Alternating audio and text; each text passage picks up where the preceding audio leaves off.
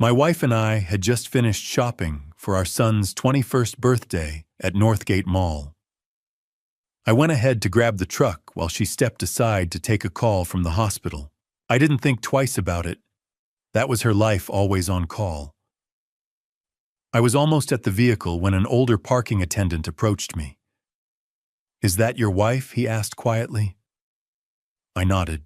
He glanced back at her, then pulled out his phone. "Sir, you might want to see this." 30 seconds later, what he showed me made my stomach drop. "Welcome to Family Revenge Stories. I'm truly grateful you're here. Before we dive deeper, tell me in the comments, where are you watching from today? I love seeing how far these stories travel. And when you reach the end rate, this story from 1 to 10, your feedback helps me craft even stronger, more powerful stories for you. Also, a brief note. This narrative includes fictional elements woven in for storytelling and reflection. Any resemblance to real names or places is purely coincidental, but the lessons about family trust and consequences are very real. Saturday afternoons in September usually meant yard work or Seahawks pregame prep. But this Saturday, September 7th, 2024, Diane had convinced me to spend the afternoon at Northgate Mall hunting for Evan's 21st birthday gift. "He's not a kid anymore," she'd said that morning over coffee. "Let's get him something grown up." We'd spent 3 hours wandering through department stores, finally settling on a Tag Heuer watch that made my wallet weep. But Evan was graduating with his engineering degree next spring, and Diane insisted he deserved something that would last. We were heading back to the truck, shopping bag swinging, when her phone rang. "Seattle Grace," she said, glancing at the screen. Her expression shifted instantly from relaxed to alert. "This is Diane Thornton." I watched her face change as she listened. Her free hand came up to rub her temple the way it always did when stressed. "How high is the fever? CT results right. Give me 20 minutes. She ended the call with an apologetic smile. "Emergency in the ICU, doctor. Prescott's out sick, and they need authorization for a transfer." "I'm so sorry, babe." "It's fine," I said, swallowing disappointment. That's the job. I need to call Dr. Vaughn to coordinate. She was already pulling up contacts. "Can you grab the truck? I'll meet you at the entrance. You know how he is with details. This might take a few minutes." Dr. Vaughn. The name didn't register then, it would later. I took her bags and headed across the parking garage while she stepped aside, phone already at her ear. Our silver Silverado was parked on level 3 west corner, same general area. I always chose a habit from my military days when finding your vehicle quickly mattered. The concrete structure was packed with Saturday shoppers, fluorescent lights, casting harsh shadows across rows of SUVs. I was 30 feet from the truck when the parking attendant approached. He was older, late 50s maybe, with gray-streaked dark hair and a weathered face. His uniform hung loose on a wiry frame, but his eyes caught me. Sharp. Careful. Like a man about to deliver bad news and hating it. "Excuse me, sir." I stopped keys halfway out. "Yeah." He glanced past me toward where Diane stood with her back to us, still on her phone. When he looked back, something in his expression made my stomach tighten. "Is that your wife?" he asked quietly. "The woman in the blue jacket." I followed his gesture. Diane was 50 feet away, animated on her call, gesturing the way she always did when explaining something complex. Even from here, I could hear her laugh, bright and genuine, that laugh. The one I hadn't heard directed at me in months. "Yeah, that's Diane." My voice came out cautious. "Why?" His jaw tightened. He pulled out his phone, tapped the screen, then seemed to steel himself. "My name's Vincent. I work here Tuesday through Saturday." He paused. 2 weeks ago, I saw something I've been debating whether to tell you about." Another pause. "Because what I saw, you need to know." Cold dread washed over me. "What are you talking about?" He turned his phone toward me. The video was grainy security camera footage from a high angle, but the timestamp was crystal clear. August 24th, 2024. 3:47 p.m. This same garage, this same level. There was Diane, with a man in surgical scrubs. He stood too close, hand resting on her hip with casual familiarity. She laughed that same laugh, and then he leaned in. The kiss wasn't quick or uncertain. It was practiced, comfortable, the kind that came from repetition. 30 seconds of video, 25 years of marriage shattered. I watched it twice, forcing myself to catalog details through the shock. The man was younger, mid-40s maybe, fit, confident. And Diane's body language was relaxed, leaning into him. This wasn't their first time. This wasn't a mistake. "What I debated showing you," Vincent said quietly, giving me space. "But if it were my wife, I'd want to know. I'd want the truth before I wasted more years on a lie." My throat felt like broken glass. "Who is he?" "Han, don't know his name, but he's been here 4 times in the last month. Always around 3:30. Always in those dark blue surgical scrubs. Always with her." He paused. Now, after the first time, something felt off, so I started keeping records. Records, security footage, evidence. The word cut through my shock. This wasn't just some random guy feeling sorry for a stranger. Vincent had been watching, documenting. "Why?" "Well, Mr. Thornton," I said automatically. "Caleb Thornton." Something flickered across his face. Recognition, maybe, but it vanished before I could read it. "Mr. Thornton, I'm sorry I had to be the one to show you this." His voice carried genuine regret. "But better to know now than keep living in the dark, right?" I nodded, not trusting my voice. In the distance, Diane laughed again, still oblivious. She looked happy, carefree, like a woman who'd successfully balanced her Saturday with her husband, and her Saturday with her what? Her colleague, her lover. My mind raced through memories, rewriting them. Every late hospital shift, every weekend on call, every time she'd come home exhausted, smelling like antiseptic. How many had been real? How many had been him? But even through the rage and betrayal churning in my gut, 12 years of military intelligence training kicked in. I'd spent a career as an analyst, learning to process information without emotion, to wait for the complete picture before acting, to understand that premature moves lost wars. Don't react. Gather intelligence. Confirm everything. Then strike with precision. "Thank you," I told Vincent. My voice was steady, controlled. "I appreciate you telling me." He studied me for a long moment. "You're not going to confront her right now." Not yet." I glanced at Diane wrapping up her call. "Not here." Something like respect crossed his features. "If you need anything more, evidence, testimony, whatever, you know where to find me. Tuesday through Saturday, 2 to 10. I filed that away and forced myself toward the truck. By the time Diane reached me, I had my expression locked down.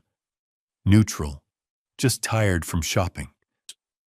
"Crisis averted," she said brightly, sliding into the passenger seat. "You know how Dr. Vaughn is, always panicking over nothing." She set her phone in the cup holder and smiled that smile I'd fallen for 26 years ago. "Thanks for grabbing the car, babe. My feet are killing me." Dr. Vaughn, the name landed like a physical blow. The man in the scrubs. The man she'd been kissing 2 weeks ago. The man she'd just spent 10 minutes coordinating with. "No problem," I said, starting the engine. She talked the whole drive home, hospital politics. Evan's birthday plans, a new restaurant we should try.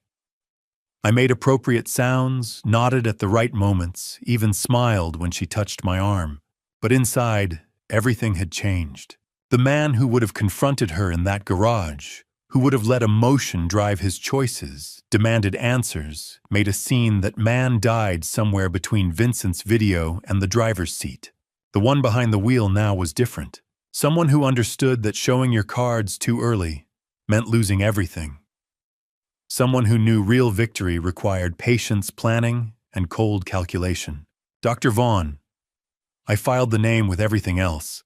The timestamps, the scrubs, Vincent's careful documentation. The way Diane said his name, familiar, casual, like someone she spoke with daily. My hands stayed steady on the wheel. My voice stayed calm, answering her questions.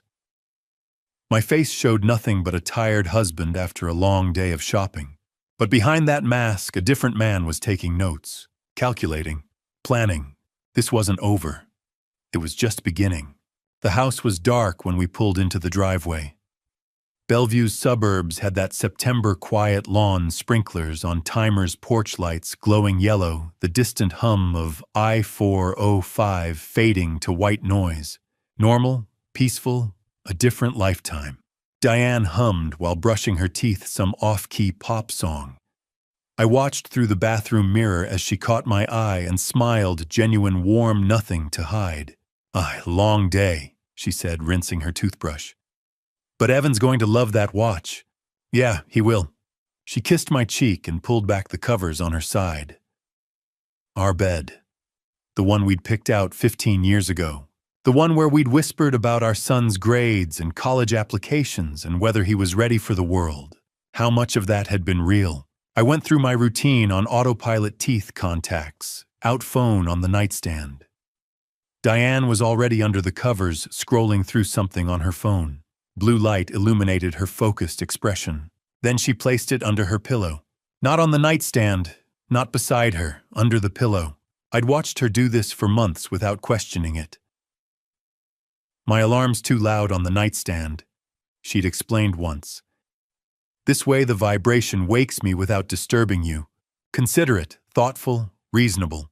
Now I knew better. I climbed in, turned off my lamp, stared at the ceiling. The house settled with familiar creaks. The furnace kicked on. A dog barked twice down the street. Diane's breathing evened out within minutes. She'd always been a quick sleeper, planes, waiting rooms, the couch during Seahawks games. I used to envy that. Tonight I watched the digital clock. 11:47, 12:13, 1:28. At 2:04 a.m. her phone buzzed under the pillow. Soft. Muffled. But I was so wired I heard it clearly. Diane shifted. Reached under the pillow, fingers brushing the phone. Then she smiled. Still asleep. A small, unconscious curve of her lips. Who makes you smile like that, even in your dreams? Dr. Vaughn, dark blue scrubs, confident hands. That practiced kiss. I forced myself to breathe. 4 counts in 4, hold 4 out. Box breathing from my army days. Staying calm under fire. Because this was fire. My mind cycled through the past 8 months. Vincent had said 4 times in the last month, which meant this had been going on longer. 8 months of signs I'd missed. The gym bag in her trunk that never needed fresh clothes. The new perfume she'd started wearing in June, floral, expensive, not her usual scent. Her phone always face down. Now passcode locked, notifications hidden. "Work's been stressful," she'd said when I'd asked. Hospital politics, budget cuts. I'd believed her. Why wouldn't I, 25 years? A son, a mortgage, joint accounts, retirement dreams. You don't question solid ground until you're falling through it. The rage came in waves. I wanted to shake her awake, demand answers, throw that phone across the room. Make her look at me while I asked who Dr. Vaughn was and how long she'd been lying. But under the rage ran something colder. 12 years as a military intelligence analyst had taught me that emotion kills strategy. Acting on impulse gets people hurt. The person who gathers information and strikes at the right moment wins, not the person who strikes first. If I confronted her now, what did I have? 1 security video. A suspicious phone habit. Gut feeling. She'd deny it, explain it away. Maybe accuse me of paranoia of not trusting her, and I'd have shown my hand before knowing the full game. No, better to investigate, document, build evidence that would hold up when I needed it. I needed a private investigator, someone who could follow her, confirm Vincent's video, find more. Bank records, phone records, patterns, because if this was real, and I knew it was, I needed to protect myself.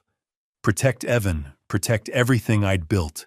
At 3:47 a.m., her phone buzzed again. This time, she didn't smile, but she reached for it, still asleep, pulling it closer like a child with a teddy bear. I closed my eyes and counted breaths. Morning crawled forward.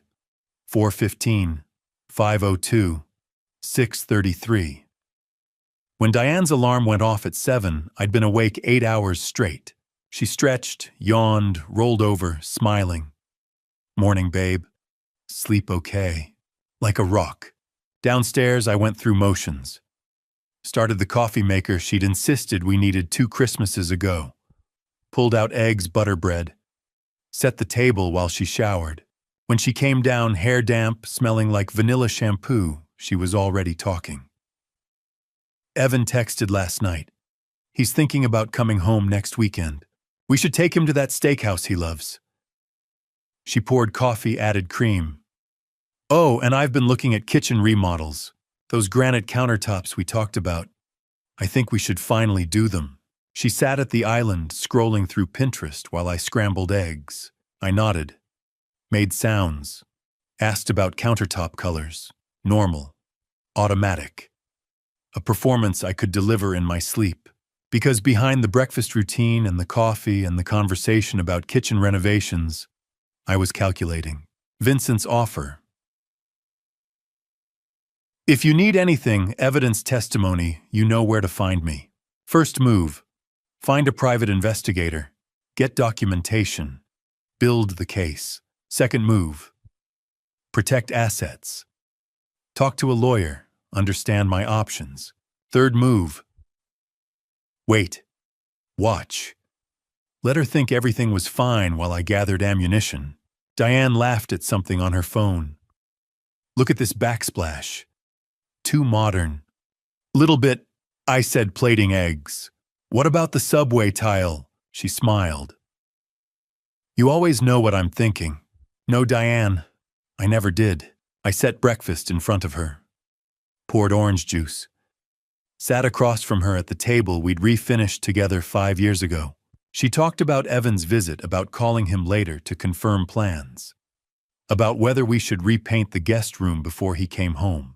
And I listened, responded, played my part, because this was war now.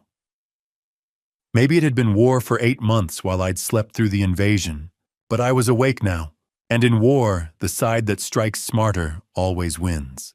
Sunday morning sunlight filtered through the windows, catching dust in the air. The house was quiet except for the refrigerator's hum and a distant lawnmower. Once those sounds meant peace, now they meant privacy. I opened my laptop and typed Private Investigator Seattle, 247 results. I narrowed it down, Divorce Investigation, Seattle Surveillance Expert. 30 minutes later, I found Brady Merrick. His website was clean and direct. 15 years experience, former Seattle PD, domestic cases, discretion guaranteed. No flashy promises, just competence. His office was in SoDo inside a converted warehouse. Not the cliché trench coat setup. Better. I called. Merrick Investigations. My name is Caleb Thornton. I need to hire someone. Today. A pause. What's the situation? My wife is having an affair. I need to know everything. 2 o'clock. Address is on the site. Come alone. He hung up. Brady's office was on the 3rd floor, past a yoga studio and a design firm. The door was unmarked. Inside the space was spare desk cabinets, coffee maker. No family photos, no clutter. Brady looked about 40. Lean, controlled. His eyes assessed me quickly. Former cop without question. Mr. Thornton, he said, gesturing to a chair. Tell me what you know. I gave him the outline. The parking garage footage Vincent had shown me. 8 months of warning signs. The phone hidden under her pillow. 2 a.m. messages. He asked sharp questions. Her workplace schedule, joint accounts, children. When I finished, he leaned back. You're calm. Most people aren't. I was military intelligence, I said. Emotion clouds, judgment. Something shifted in his expression. What exactly do you want? Everything. Who he is. How long. Where they meet. Financial movement, hers and his. Communications, if possible. I need something that stands in court. He nodded. $150 an hour plus expenses. 2 weeks for a full profile. I'll pay double if you do it in one. He paused. 300 plus expenses. Knowledge is leverage. Right now, she has it. He studied me, then amended the contract. 1 week. No guarantees on depth if she's cautious. Prioritize identity and financials. Fair. He stood and offered his hand. Updates via encrypted email. Password changes daily. Don't access from a shared device. Understood. At the door, he added, whatever you're feeling, don't show it. If she senses suspicion, she cleans up. I've already started. Tuesday evening brought steady Seattle rain. Diane was on the couch watching a hospital drama. I was in my office door, cracked open, waiting. At 7:47 p.m., the encrypted email arrived. A separate text delivered the password. I entered it carefully. The report opened. Brady had identified him, Dr. Preston Vaughn, 45, cardiac surgeon at Seattle Grace Hospital. Lives in a downtown condo on Westlake Avenue. Then the activity log. Monday yesterday they met at the Fairmont Olympic Hotel. Room 847 registered under his name. She entered at 2:15 p.m., exited at 4:47 p.m. 2 hours and 32 minutes. I read it 3 times. 2 hours and 32 minutes while I reviewed blueprints at a job site. While I texted her asking what she wanted for dinner. While I believed we were building a future. Tuesday today they met again. Northgate parking garage. Level 3. Physical contact observed. 8 minutes. The same garage where Vincent had first shown me footage. They were comfortable. Repeating patterns. The financial summary noted irregular transfers in our joint account. Brady was still investigating, but preliminary review suggested funds were moving. I leaned back. Dr. Preston Vaughn. A real man with a title and an address. A person who had been touching my wife, booking hotel rooms, messaging her at 2 in the morning. My chest tightened. 25 years reduced to timestamps and receipts. But beneath the pain was something colder information. Evidence. Exactly what I'd paid for. Babe Diane called from the living room. You coming? I closed the laptop. Locked it. Inhale 4, hold 4, exhale 4. Box breathing. Then I walked out and kissed the top of her head. Sorry. Work email? What are we watching? Grey's Anatomy. The one where the surgeon's marriage falls apart. The irony nearly made me laugh. I poured 2 glasses of Pinot Noir, the one she'd insisted we splurge on last month. Sat beside her on the couch we'd picked out together during the remodel. On-screen actors portrayed dramatic betrayal. Beside me, Diane leaned into my shoulder, as she had for decades. Familiar? Automatic? She had no idea I'd just read a report detailing her Monday afternoon in a hotel room with another man. I sipped wine and considered what I was becoming. A man who could sit calmly beside his wife while mentally cataloging evidence. A man who understood that confrontation now would only drive her to a lawyer, drain accounts, erase proof. A man who knew justice required patience. On television, the fictional wife discovered the affair and threw her husband out immediately. Emotional, satisfying, reckless. I took another sip. That's not how you win. Wednesday evening, I went back to the parking garage. I'd thought about it all day through a morning site inspection. where I'd barely registered the contractor's questions through lunch I didn't taste, through an afternoon of reviewing blueprints without seeing them, Vincent's careful attention, the way he'd looked at me when I'd said my name, the deliberate documentation. You don't keep records like that unless you have a reason. I found him on the 3rd level during his shift, guiding an SUV into a tight spot. When the driver left, he turned and saw me. No surprise crossed his face, like he'd been expecting this. Before I reveal what he told me in that bar, I need to ask you something. Type yes in the comments if you want to know the truth about Vincent. Type no if you think some secrets should stay buried. I need to see you're still here. Quick reminder. This story includes some dramatized details for storytelling purposes. If that's not for you, no hard feelings if you exit now. But if you're staying, buckle up. We need to talk, I said. Not here, somewhere private. He studied me for a moment, then nodded. There's a bar 3 blocks east. Murphy's. I'm off in 20 minutes.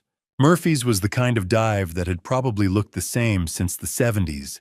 Dim lighting, scarred wooden bar, Rainier beer signs, and the smell of decades of cigarette smoke baked into everything despite the smoking ban. A handful of regulars hunched over drinks, minds their own business. We took a booth in the back. Both ordered beer. Neither of us touched it. I hired a private investigator, I said without preamble. He confirmed everything you showed me. The affair, the timeline, everything. I leaned forward. But what I don't understand is why you told me in the first place. You don't know me. You could have just let it happen. Stayed out of it. Vincent was quiet for a long time. His hands rested on the table, weathered and scarred working hands. His jaw worked like he was chewing words, trying to figure out which ones to spit out. I could have, he finally said. Part of me wanted to. Part of me thought maybe you deserved it, the perfect life falling apart. Why would I deserve it? Because you got everything I didn't. He met my eyes. But then I watched you. Really watched you. And I realized you didn't know. About any of it. The affair. The other thing. What other thing? Vincent reached into his jacket and pulled out a photograph. Old, creased at the edges, colors faded. He set it on the table between us. A young Asian woman, maybe early 20s, holding a baby. Beside her stood a white man in his 30s, suit and tie, hand resting on her shoulder, but not quite touching the child. I looked at the man's face. The eyes, my father's eyes. The floor dropped out from under me. His name was Thomas Thornton, Vincent said quietly. 58 years ago, he had an affair with my mother while on business in Sacramento. She was a translator at a conference. He was married, had a 2-year-old son back in Seattle. Me. He'd had me. He left before I was born. Never came back. Never sent money. Nothing. Vincent's voice was flat, decades of pain compressed into monotone. My mother raised me alone. Worked 3 jobs. Never told me his name until I was 15. When I finally tracked him down and showed up at his office, you know what he said? I couldn't speak. He said, I have a family. I have a son. You're a mistake. Don't come back here. If you tell him, I'll destroy you and your mother. Vincent's hands clenched. So I didn't. For 43 years I kept that secret. My mind raced. My father, the man who'd taught me to throw a football, who'd come to every little league game, who'd worked overtime to pay for college, had done this. Had another son he'd threatened into silence. How did you find me? I managed. Vincent pulled out another document. A DNA lab report.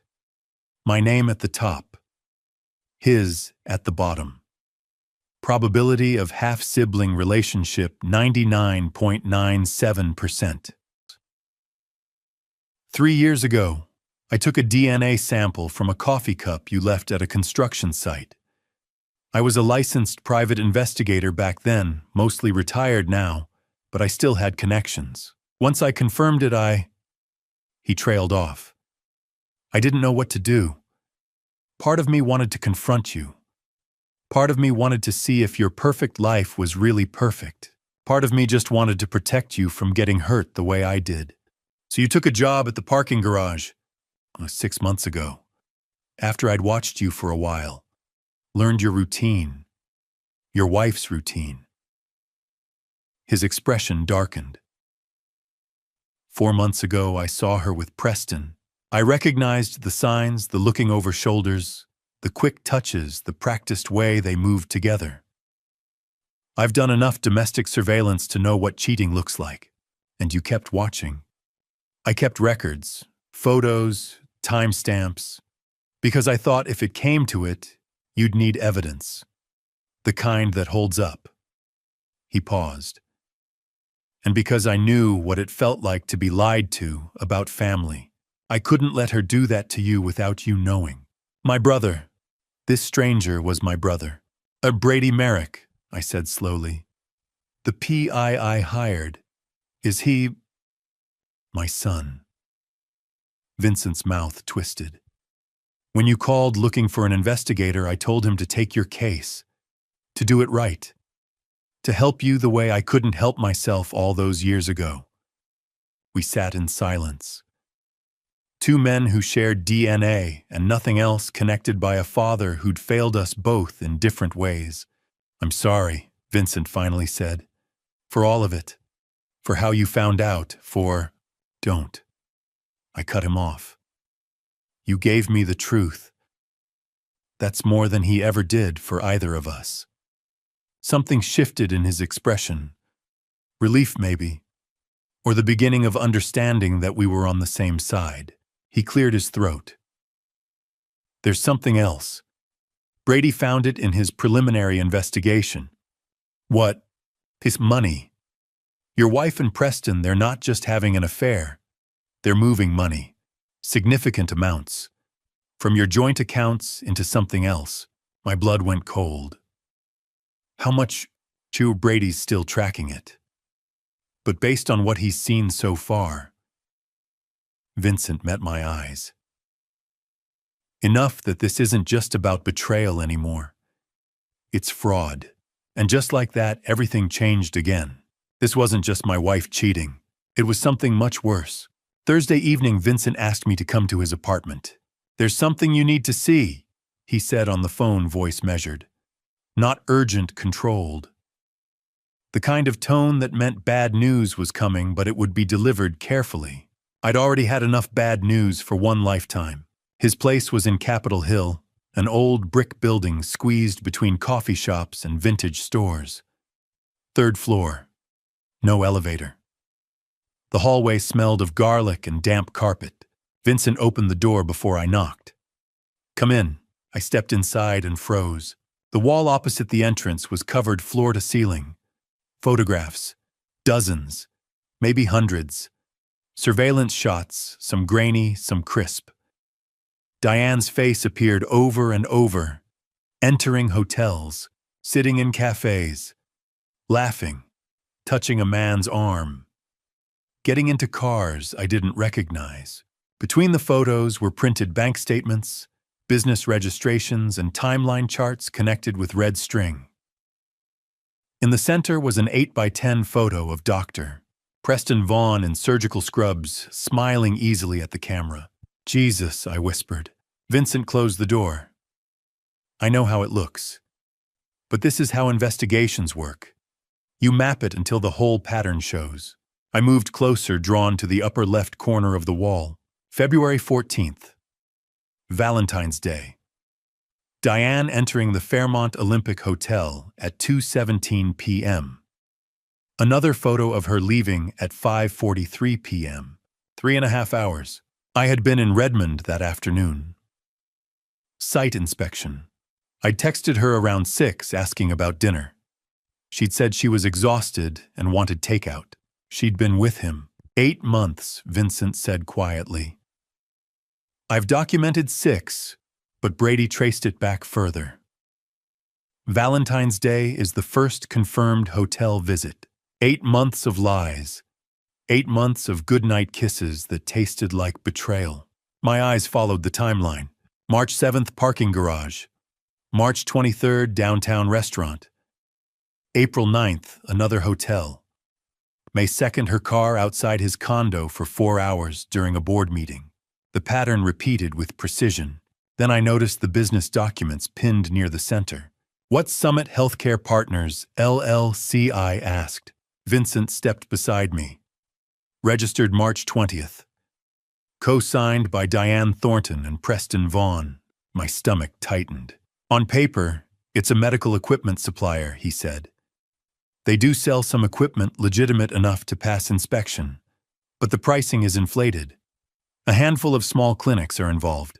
He handed me bank statements. Transfers. 5,000, 12,000, 8,000, 15,000. Over and over, from an account number I recognized. Our joint savings, how much I asked. 180,000 over 6 months. Small increments to avoid detection. Together, it adds up. $180,000. Gone. There's more, Vincent said. He showed me news articles and court records. Preston has done this 3 times before. Portland, 2019. San Francisco, 2021. Denver, 2022. Same model. He pointed at a chart. He targets hospital administrators, married women between 45 and 50, women with assets, inheritances, joint accounts. He seduces them, convinces them to form a business partnership, creates a clean-looking LLC, slowly drains funds, then relocates before anyone pieces it together. Why hasn't anyone stopped him? Because they're ashamed. To expose him, they'd have to admit the affair. Risk careers, risk marriages. He keeps each case under major felony thresholds when possible, and he makes every woman feel chosen. I stared at the list of cities. Portland, San Francisco, Denver, Seattle, a pattern. Who were they? I asked. I don't have all the names. But this one, he handed me a card. Dr. Audrey Kingsley, San Francisco. She was victim number 2. She's also his ex-wife. He married one early on, before he refined the process. She lost her job when the affair surfaced. He drained a $400,000 inheritance before disappearing. Vincent met my eyes. She's been waiting for someone to stop him. When I explained your situation, she agreed to talk. She's flying in tonight. When? Tomorrow, if you want. I turned back to the wall. A recent photo caught my attention.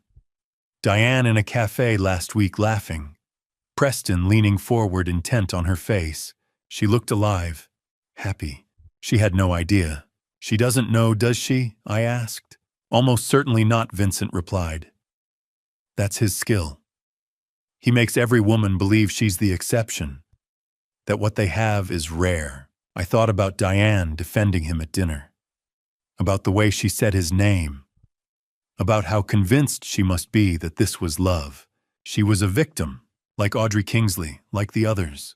But that didn't erase what she'd done to our marriage, or the money, or the deception.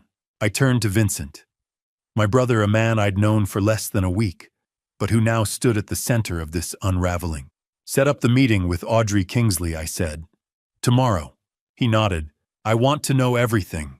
Friday morning I called my sister. Bryn, I need your help. Legal help. Silence. Bryn Whitmore didn't do silence. 25 years as a divorce attorney had trained her to fill every pause with strategy.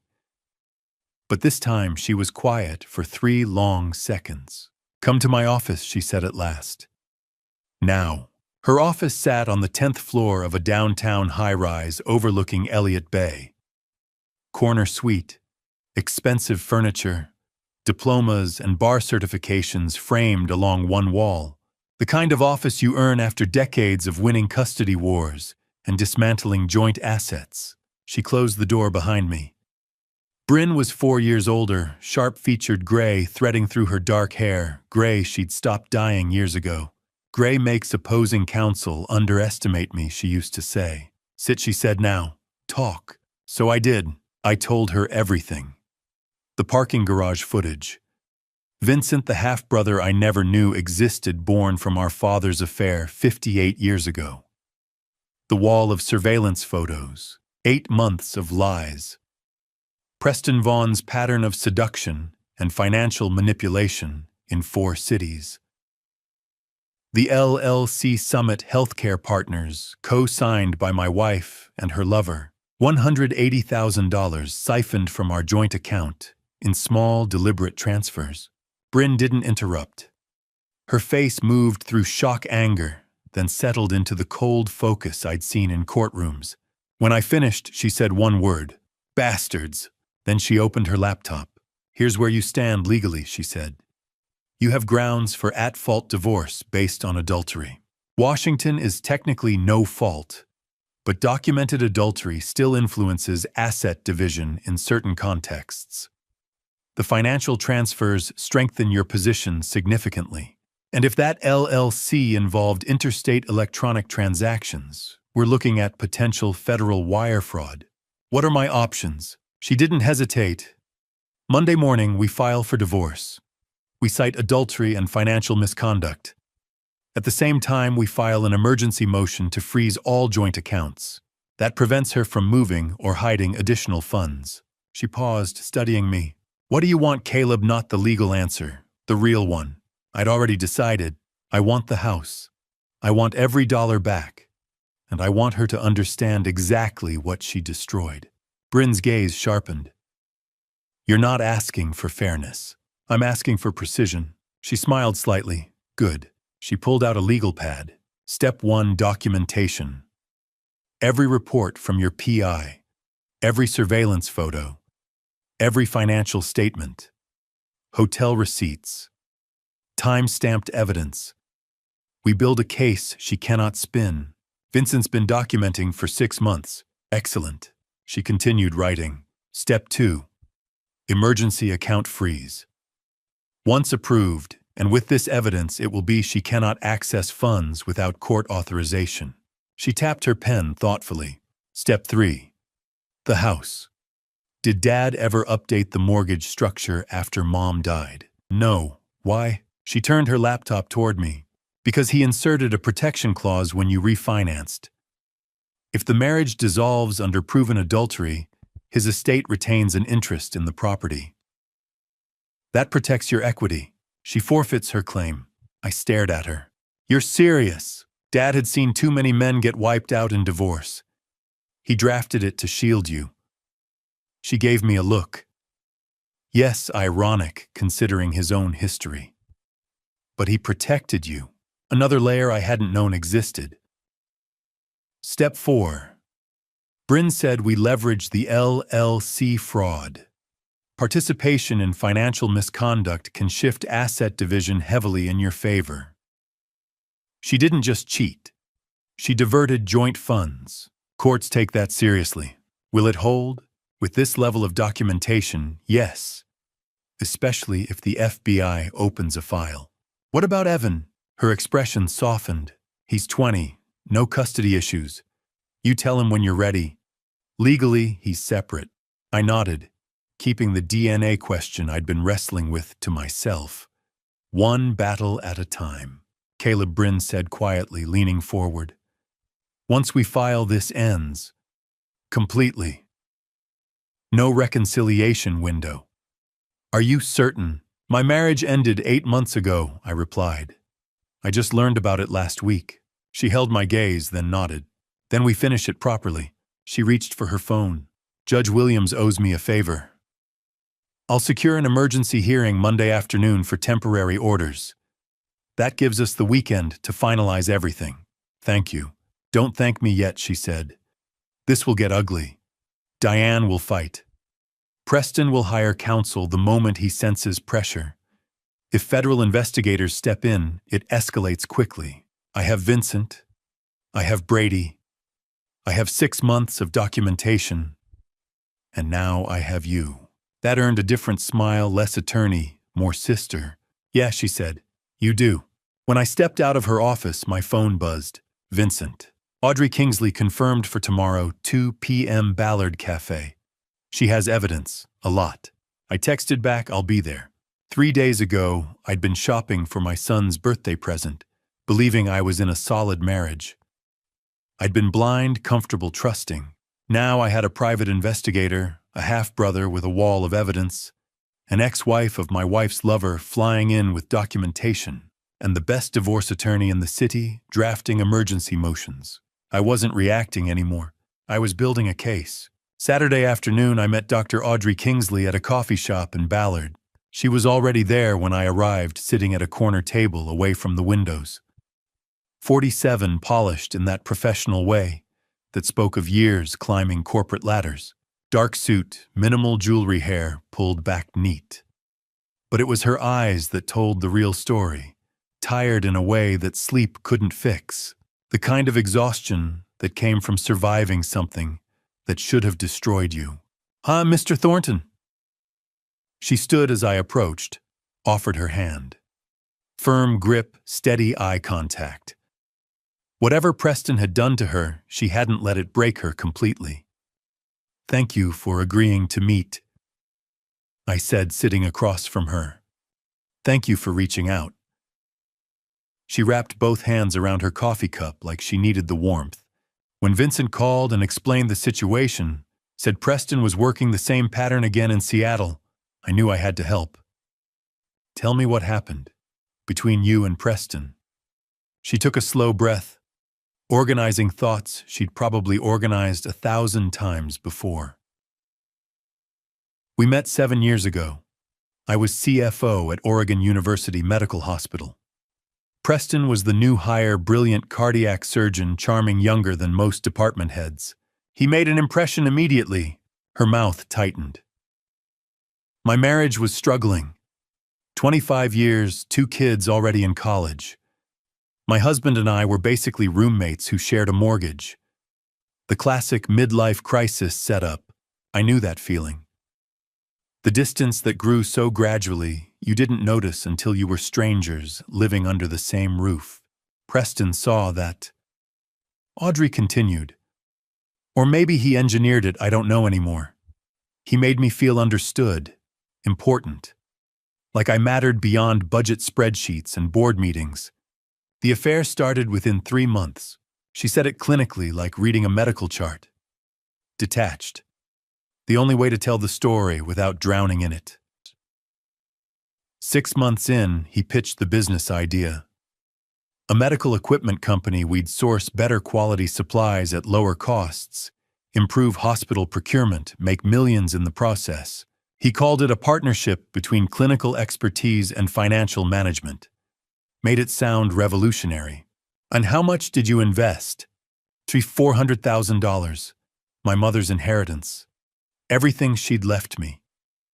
Her jaw clenched. The equipment was real. The company was legitimate on paper. But the prices Preston charged were inflated by 3, sometimes 400%. And the contracts he negotiated somehow always seemed to benefit his other ventures. When did you realize? Too late. By the time I started asking questions, Preston had already structured everything to look like I was the one manipulating hospital contracts. When the internal investigation started, he had his lawyers ready. They convinced the board it was mutual misconduct, that I was equally guilty. I had to sign an NDA to avoid criminal charges. Her hands trembled slightly around the cup. My husband filed for divorce when everything came out. The hospital terminated my position. I lost my job, my marriage, my reputation, and $400,000. Preston moved to San Francisco with a clean record and a new position, and did it again. See, at least twice more that I can confirm. San Francisco, then Denver. Maybe others I don't know about. She pulled out a folder from her bag. I've been building a file. Breaking my NDA could cost me legally, but I'm tired of watching him destroy people. She opened the folder. Inside were printouts, LinkedIn profiles, news articles, court records, financial documents. Photos of 3 women besides herself, all professional, well-dressed 40-something. All with that same tired look in their eyes. San Francisco, hospital administrator. Divorced, lost approximately $300,000. Denver, another hospital administrator. Same story, $250,000 gone. And now your wife in Seattle. The pattern was crystal clear when laid out like this. Hospital administrators, late 40s, married, assets. The same script playing out city after city, victim after victim. Why hasn't anyone stopped him? I asked. Shame, Audrey said simply. These women, myself included, would have to admit to affairs. Risk what's left of our careers and reputations. The NDAs are ironclad. The hospitals want to avoid scandal. And Preston's smart about keeping amounts below felony thresholds in most jurisdictions. She leaned forward. But if we could get multiple victims to testify together, build a federal wire fraud case instead of local criminal charges, maybe we could actually stop him. I want to do more than stop him, I said. I want to catch him in the act. Get him on record admitting what he's done. My wife doesn't know I know about the affair. She thinks her secret is safe. If I could get her to cooperate, wear a wire record, Preston confessing to the fraud, she'd have to flip on him, Audrey said slowly. Betray someone she thinks she's in love with. Why would she do that? Because I'll give her a choice. Help us take Preston down or go down as his accomplice. She's signed documents, co-signed the LLC. Participated in fund transfers. Legally, she's as guilty as he is. Audrey studied me with those tired, sharp eyes. You're not doing this just to save your marriage. My marriage ended 8 months ago. I'm doing this because he needs to be stopped. Because you deserve justice. Because those other women deserve to know they weren't alone. And because my wife deserves to understand exactly what kind of man she's been protecting. Audrey was quiet for a long moment. Then she slid the folder across the table. I'll testify, she said. I'll break my NDA. I'll contact the other victims and see if they'll come forward. I don't care about the legal consequences anymore. I just want Preston Vaughn facing real justice for once in his life. I looked at the folder. 4 women's faces staring up at me from the documents. 4 lives dismantled by the same man who was currently dismantling mine. He will, I said. We'll make sure of it. Because this wasn't just about my marriage anymore. This wasn't about hurt feelings or betrayed trust or 25 years wasted. This was about stopping a predator. And we finally had an army strong enough to do it. The Seattle Grace Hospital annual fundraising gala was the kind of night where the city's medical elite gathered beneath crystal chandeliers to applaud their own brilliance. Diane had been excited for weeks. I had been preparing for 3 days. She bought a red silk dress that cost more than my weekly paycheck. Scheduled a hair appointment. Talked endlessly about board members, wealthy donors, and department heads angling for promotion. That morning I rented a tuxedo. The clerk asked if it was for a wedding. Something like that, I told him. Now we stood in the Fairmont Olympics Grand Ballroom, the same hotel where she'd spent Monday afternoons in room 847 with Preston Vaughn, and I watched her perform. She glided between hospital administrators, laughing lightly, kissing cheeks, embodying the devoted executive's wife. She was still the woman who had caught my eye 25 years ago, still beautiful, still magnetic, still capable of lighting up a room. I just hadn't realized that glow included 8 months of betrayal with a cardiac surgeon. Vincent was outside in a valet uniform arranged through an old private investigator contact. Bryn stood near the bar in black, poised and watchful, playing my supportive sister while serving as legal witness. Under my rented tuxedo shirt pressed flat against my chest, a recording device captured everything. Washington was a one-party consent state. Every word spoken tonight would be documented. "There's Dr. Von," Diane said, touching my arm. Her eyes had already found him across the room. They always did. "I should introduce you. He's been incredibly helpful with board politics. Lead the way." She laced her fingers through mine, her wedding ring flashing beneath the chandeliers, and guided me through the crowd. Preston stood at the bar among surgeons in tailored suits, radiating the confidence of men who held beating hearts in their hands. He was tall, fit, composed, the kind of doctor patients trusted instantly. His gaze found Diane before we reached him. I saw it recognition heat, then the swift shift to professional neutrality. He was practiced. "Comfortable," Dr. Von, Diane said warmly. "This is my husband, Caleb Thornton." He extended his hand. "Mr. Thornton, a pleasure." His grip was firm. His eyes assessed me in seconds, construction worker, mid-50s, not part of this world. I watched him dismiss me as harmless. "Diane speaks highly of you," I said evenly. "She's invaluable to the hospital." He replied, smiling at her in a way that suggested something private. "I'm sure." I let silence linger. "She's told me so much about you these past few months. I feel like I already know you." A flicker crossed his face. "Your work," I continued casually. "Your investment advice. Your ventures, Summit Healthcare Partners. Diane mentioned your co-founders." The color drained from him. Diane's grip tightened. "Caleb. I've been studying how that company operates," I said, lowering my voice slightly. "Pricing structures, vendor contracts, transfer patterns. Construction teaches you to respect documentation." "I don't know what you're implying," Preston said. "I know everything," I replied quietly. "Every meeting, every transfer, every hotel room. Fairmont Olympic. Room 847. Monday afternoons, 2.5 hours on average. Summit Healthcare Partners, registered March 20th. Co-signed by you and my wife. $180,000 transferred from our joint accounts in 6 months." Diane made a small, strangled sound. Preston's charm dissolved. His eyes hardened. "You don't know what you're dealing with." "Try me." He leaned closer, voice sharp. "I have friends, board members, city council. I'm a respected cardiac surgeon. You're a construction worker." His lip curled faintly. "Who do you think they'll believe?" I smiled.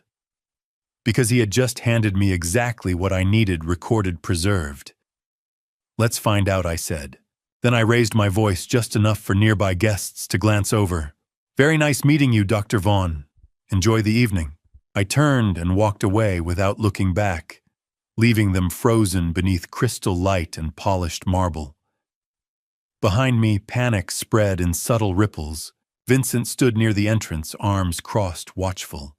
He caught my eye and gave a single nod. Phase 1 was complete. I stepped outside into the cool night air, the ballroom's music muffled behind heavy doors. My pulse finally began to slow. Everything had unfolded exactly as planned. Diane followed minutes later, her heels striking the pavement sharply.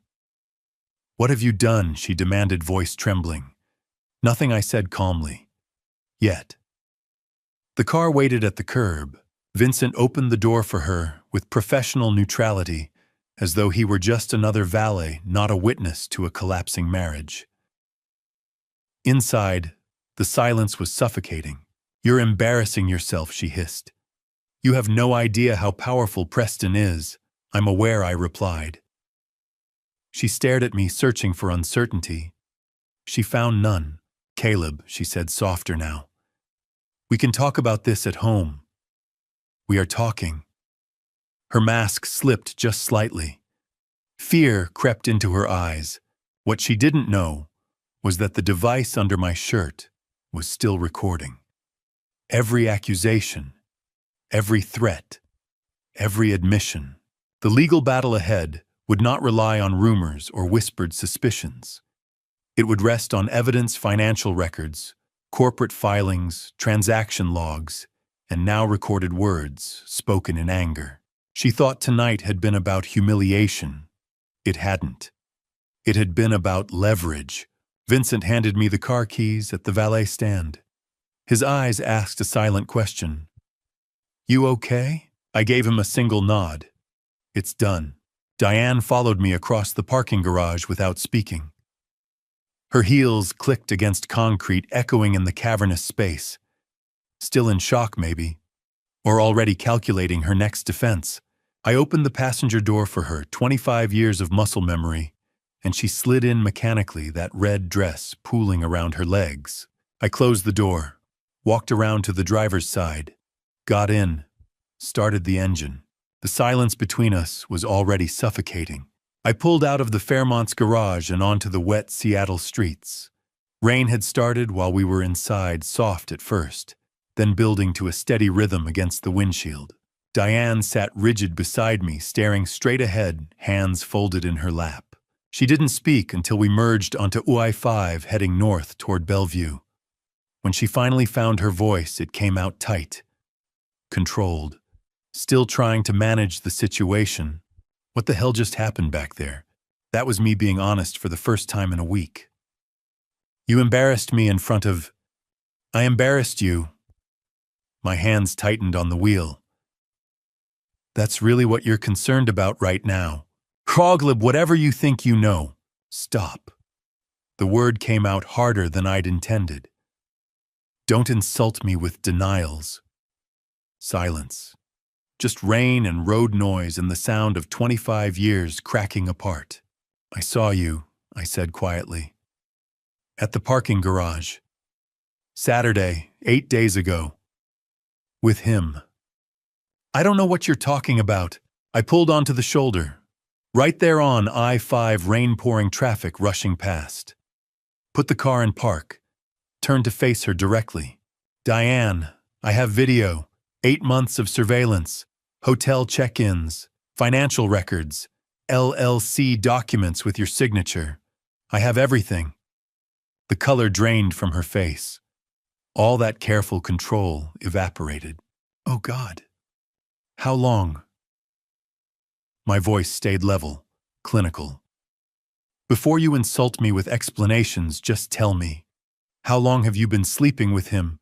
She stared at her hands. Her wedding ring caught light from passing headlights. 8 months, she whispered. "Since February." "Valentine's Day. How romantic." "Caleb, please." "And the money." "The $180,000 you stole." He said it was an investment. I pulled Audrey's folder from inside my jacket. Dropped it in her lap. "He's a professional con artist. Open it." Her hands trembled as she opened the folder. I watched her face as she read. Watched the horror settle in.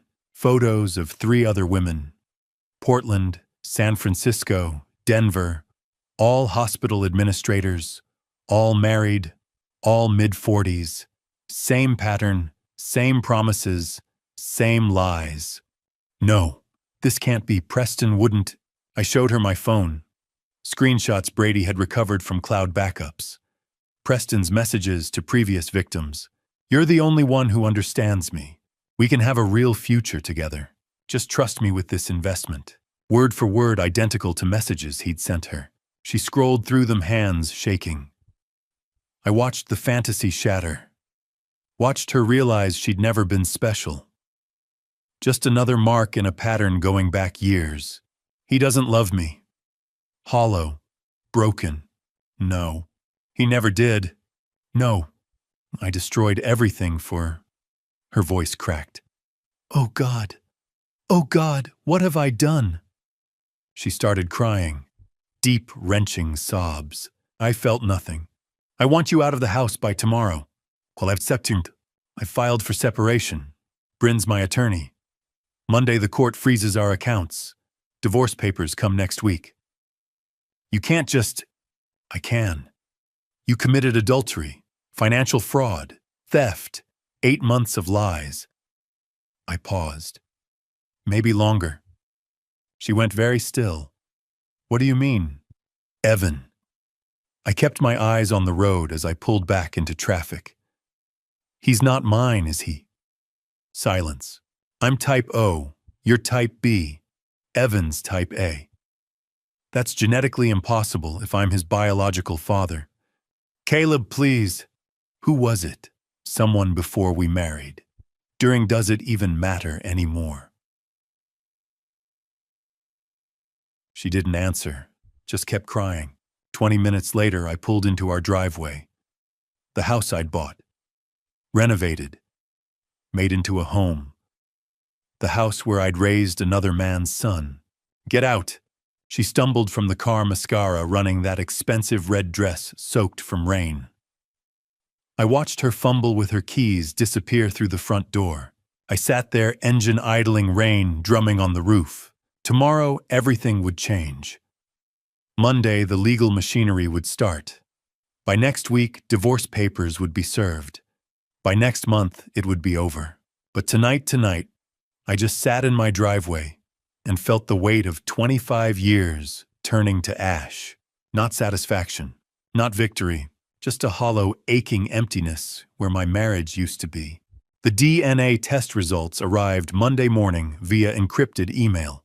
I sat in Bryn's office staring at the laptop screen, reading the lines over and over. Medical terminology, lab certification numbers, charts showing genetic markers that meant nothing to me.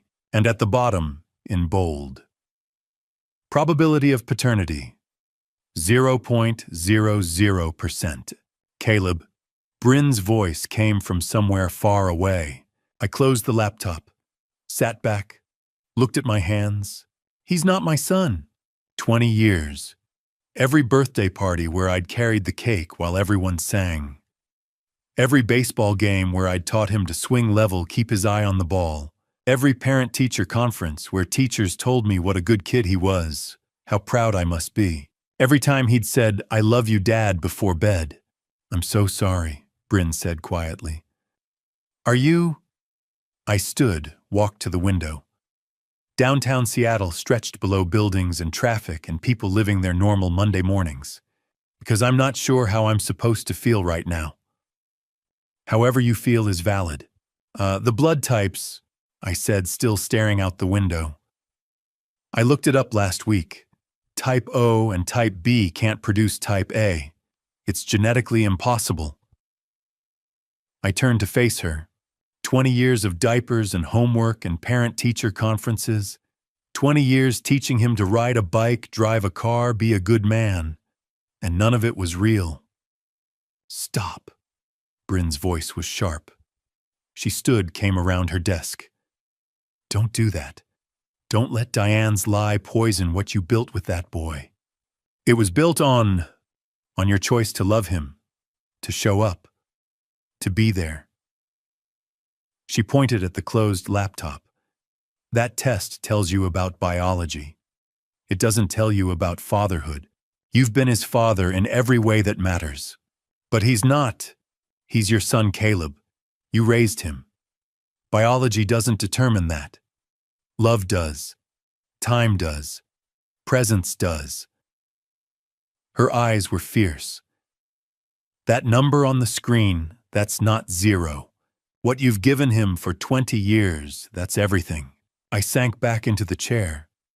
Felt something in my chest crack open. How do I tell him? My voice came out rough. That his whole life is built on his mother's lie. Bryn sat on the edge of her desk.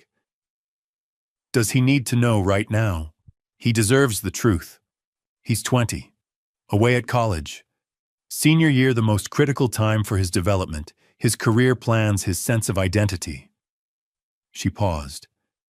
Telling him now would destroy him. So I just lie by omission, haikchum. No, you wait. Until after graduation. Until he's stable, employed, ready to process something this devastating. Until you're ready to have that conversation. I thought about Evan. engineering senior, job interviews coming up, his whole future ahead of him. We wait, I said finally, and we protect that choice. Bryn pulled up a document on her computer. Non-disclosure clause in the divorce settlement. Diane is prohibited from telling Evan about the paternity. If she violates it, she faces financial penalties and contempt charges. That feels wrong, like I'm covering up the truth. You're not covering it up. You're controlling when and how Evan learns something that will fundamentally reshape his understanding of himself. Bryn turned the screen toward me. You can tell him later, when he's ready, when you're ready. But Diane doesn't get to weaponize that truth in anger or spite. You decide, not her. I stared at the clause, read it 3 times. On my terms, I said, not hers. Exactly. Bryn opened another folder. Let's talk asset division. She walked me through it. Clinical, professional, 25 years reduced to spreadsheets. The house $800,000 in equity would go to me. Dad's infidelity clause. The irony wasn't lost on me. My father, who'd had his own affair that produced Vincent, had still thought to protect me from the same fate. Retirement accounts $1.4 million total. I'd keep $1.2 million. Diane would keep only her own 401k, about $200,000. She'd forfeited the joint savings through fraud and theft. My construction business, $500,000 in value, stayed entirely mine. Built before and during the marriage, but she'd forfeited any claim through adultery. No alimony. At-fault divorce plus financial fraud meant she walked away with almost nothing. Ma, the emergency hearing is at 2, Bryn said. Judge Williams will freeze the joint accounts today. Diane won't be able to touch another dollar without court permission. And the divorce papers, served by end of week. She paused. This is really happening, Caleb. Once we file, once these accounts freeze, there's no going back. Are you ready? I thought about Evan away at college, unaware that his family was imploding. Unaware that his mother had lied about his paternity for 20 years. Unaware that I was fighting to protect him from truths he wasn't ready to handle.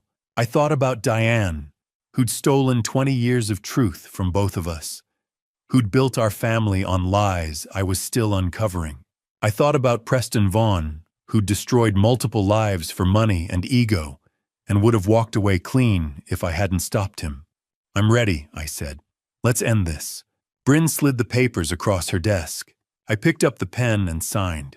Monday evening, I sat alone in the house that was finally just mine. The silence felt different now. Not empty, just quiet. Diane had been gone since Saturday night. Her things were still upstairs, clothes, makeup, shoes, but she was gone. Staying at some hotel downtown, probably. Using the credit card I hadn't frozen yet. That would change tomorrow morning. My phone buzzed on the kitchen counter. Voicemail notification. Diane's number. I stared at it for a long moment. Debated not listening. But curiosity, or maybe strategy, won out. I hit play. At first I thought she was calling me. Then I heard the rustling sounds. Muffled movement. The hollow acoustic of a phone in a purse or pocket. Pocket dial. She'd called me by accident. And then I heard her voice trembling, talking to someone else. Preston, please pick up, please. My hand tightened on the phone. Ringing sounds through the recording. Once, twice, 3 times. Then a click. What? Preston's voice came through cold. Flat. Nothing like the charming surgeon who'd smiled at me at the gala. Oh, thank God. Diane's voice was thick with tears. Caleb, he knows everything. About us, about the money, everything. He froze the accounts, filed for divorce. I told you not to call me. Preston, what do we do? I don't know what to... We. His voice turned sharp. There is no we anymore, Diane. Silence. Then Diane's voice, smaller. Broken. What do you mean? I mean, you were careless. You let yourself get caught. I can't be associated with any of this. But you said we'd start over together. California. The practice we'd build. I said a lot of things. Matter of fact, like he was discussing weather. Look, this was fun while it lasted, but you've become a liability. A liability. Her voice cracked. Preston, I left everything for you. My marriage, the LLC is in your name. The transfers came from your accounts. Your signature is on everything. Each word was a door slamming shut. Good luck explaining that to your lawyer. You can't just, Preston, please. Watch me. Click. The line went dead. For several seconds, there was nothing but the sound of Diane breathing. Then she started sobbing. Deep, wrenching sounds that might have moved me 2 weeks ago. Now I just listened clinically. Evidence. Every word was evidence. Oh, God, she whispered to herself through the tears. He never loved me. He was just using me all along. Oh, God, what have I done? The voicemail cut off. Time limit reached. I stood in my kitchen phone, still pressed to my ear, staring at nothing. Then I played it again, listened to the whole thing a second time. Preston's cold dismissal. Diane's realization hitting in real time. The confirmation that everything Audrey had told me was true. Preston Vaughn was a professional. He'd done this before. He'd do it again, unless we stopped him. I saved the voicemail. Forwarded it to myself via email. Backed it up 3 different ways. This was exactly what we needed. A knock at the door pulled me out of my thoughts. I opened it to find Vincent holding 2 bags of Chinese takeout. Figured you hadn't eaten, he said, walking past me into the kitchen like he'd been doing it for years instead of weeks. I've been eating. Coffee and rage don't count as a meal. He started unpacking containers. Kung Pao chicken, fried rice, egg rolls. Despite everything, I almost smiled. Since when are you my nutritionist? Since I'm your brother and somebody needs to make sure you don't self-destruct. He grabbed plates from the cabinet, somehow already knew where they were. You look like hell, by the way. Thanks. What are brothers for? We sat at the kitchen table. Vincent handed me a fork. Something happened, he said. Not a question. I pulled out my phone. Diane pocket dialed me about an hour ago. Left a voicemail. I hit play. Vincent's face went darker with every word. By the time Preston said, "Watch me," and hung up, his jaw was clenched tight. "Oh, that son of a bitch," he said quietly. "Stop, Preston just gift-wrapped us a confession," and made Diane desperate. Vincent looked up at me. Desperate people cooperate. That's what I'm counting on. I took a bite of chicken. First real food I'd eaten all day. Give her one more day. Let her realize she's completely alone. Preston's gone. I'm gone. The money's about to be gone. Then we approach her about the wire. You think she'll do it? What choice does she have? I picked up my phone, played the voicemail one more time. Diane's voice. He never loved me. He was just using me. She's finally seeing what we've known all along. Preston Vaughn is a predator, and she was just another mark. Thinks she'll throw him under the bus. She already has. We just need to make it official. Vincent nodded slowly, picked up his beer. You know what's weird? What? I don't even hate her anymore. I said it before I'd really thought about it. I just feel done. Vincent studied me for a moment, then nodded. That's maturity or exhaustion. Sometimes they're the same thing. My phone buzzed. Text from Bryn. Emergency hearing approved. Accounts frozen as of 8 a.m. tomorrow. She's cut off. I showed Vincent. He raised his beer. To consequences. I picked up mine. To consequences. We clinked bottles. And for the first time in 2 weeks, since that Saturday afternoon in the parking garage when my world had imploded. I almost smiled. Tomorrow we'd approach Diane about cooperation. But tonight, sitting in my kitchen with the brother I never knew I needed eating Chinese food and planning strategic strikes, I felt something shift. Control. It was finally coming back. 2 weeks passed since Preston abandoned her. 2 weeks we let Diane stew in that hotel room, isolated and desperate. Preston's silence confirmed what the voicemail had already proven: he'd discarded her the moment she became a liability. The accounts had been frozen since September 24th. She was living on a credit card that would max out soon, eating room service and searching job sites that wouldn't hire someone whose professional reputation was about to implode. Bryn had been monitoring the situation. "She's desperate enough now," she'd said Tuesday evening. "Time to move." Wednesday morning, the three of us, me, Bryn, and Vincent, arrived at the Courtyard Marriott near Seattle Grace Hospital. Room 314. I knocked. The woman who opened the door was barely recognizable. No makeup. Sweatpants and an oversized t-shirt. Hair pulled into a messy bun. Eyes swollen and red from crying. This was the same woman who'd worn that red silk dress to the gala 2 weeks ago, radiant and confident, and completely unaware her world was collapsing. "Caleb," her voice cracked. "I didn't think you'd—" "This isn't a request," I said. She stepped back, letting us in. The hotel room told its own story. Unmade bed. Room service trays stacked on the desk. Laptop open to LinkedIn, and indeed evidence of a desperate job search that wasn't going anywhere. The clinical smell of industrial cleaning products mixed with stale coffee. Bryn walked in first, professional and cold. "I'm Bryn Whitmore, Caleb's sister and attorney. We're here to discuss your options." Diane looked between us, confusion mixing with fear. "My options? You're facing federal wire fraud charges." Bryn's voice was crisp, clinical. "The $180,000 you transferred to Summit Healthcare Partners constitutes federal bank fraud.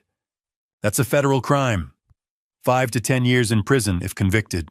Diane's legs seemed to give out. She sank onto the unmade bed.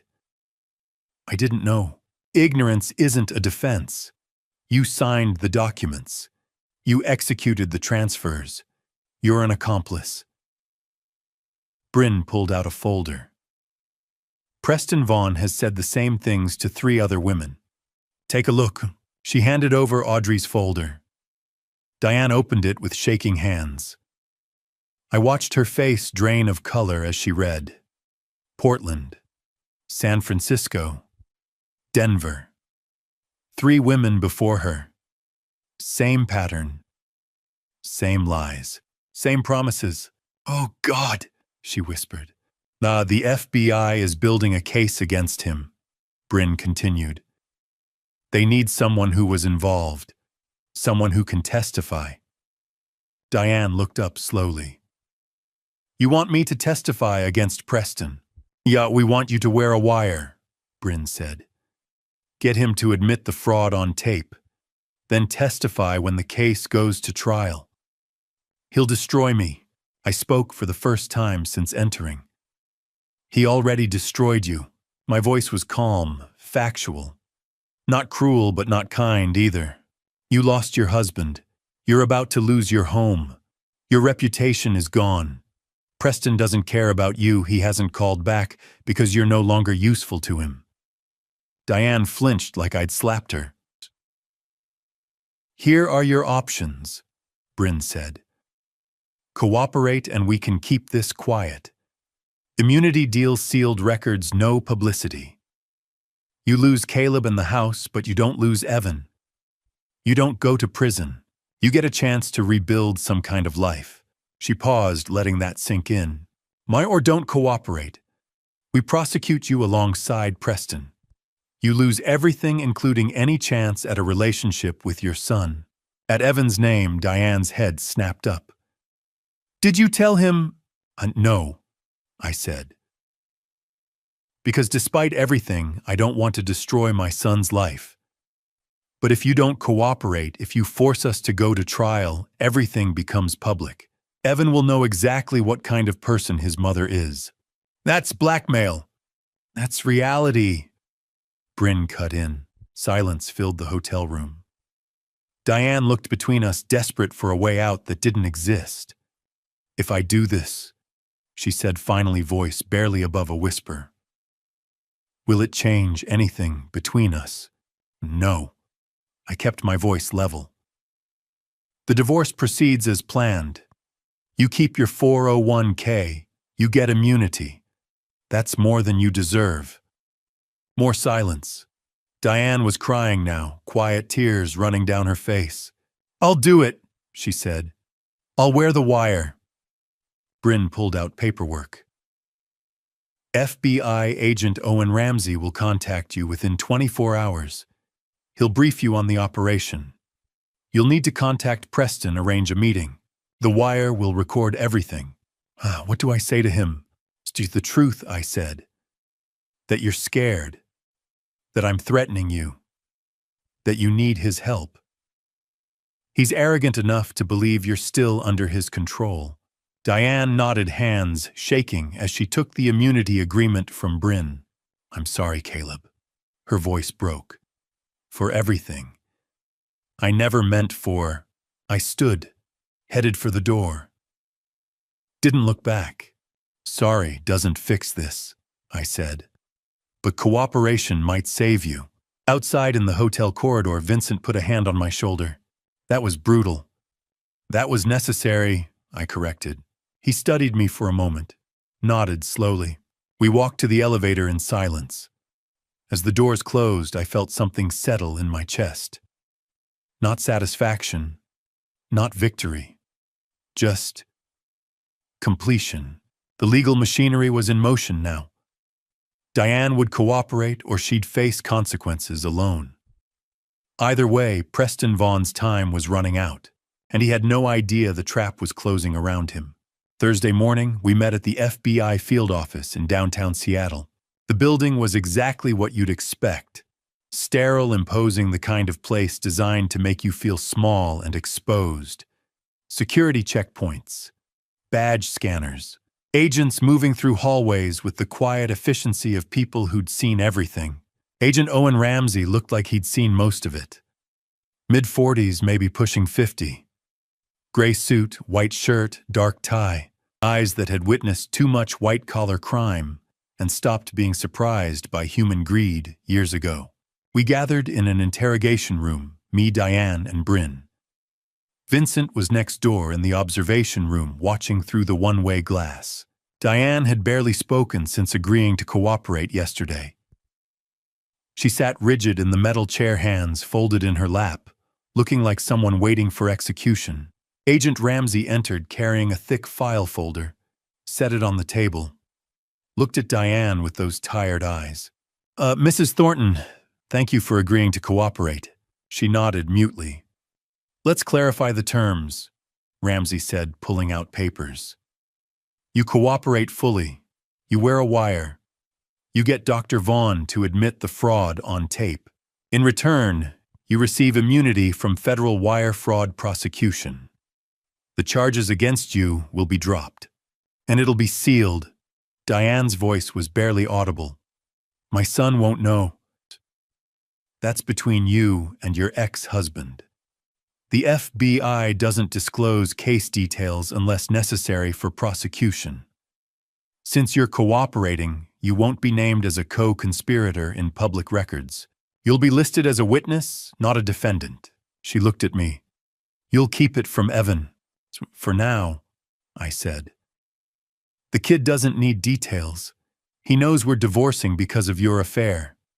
That's enough. She flinched but didn't argue. Ramsey opened the file folder.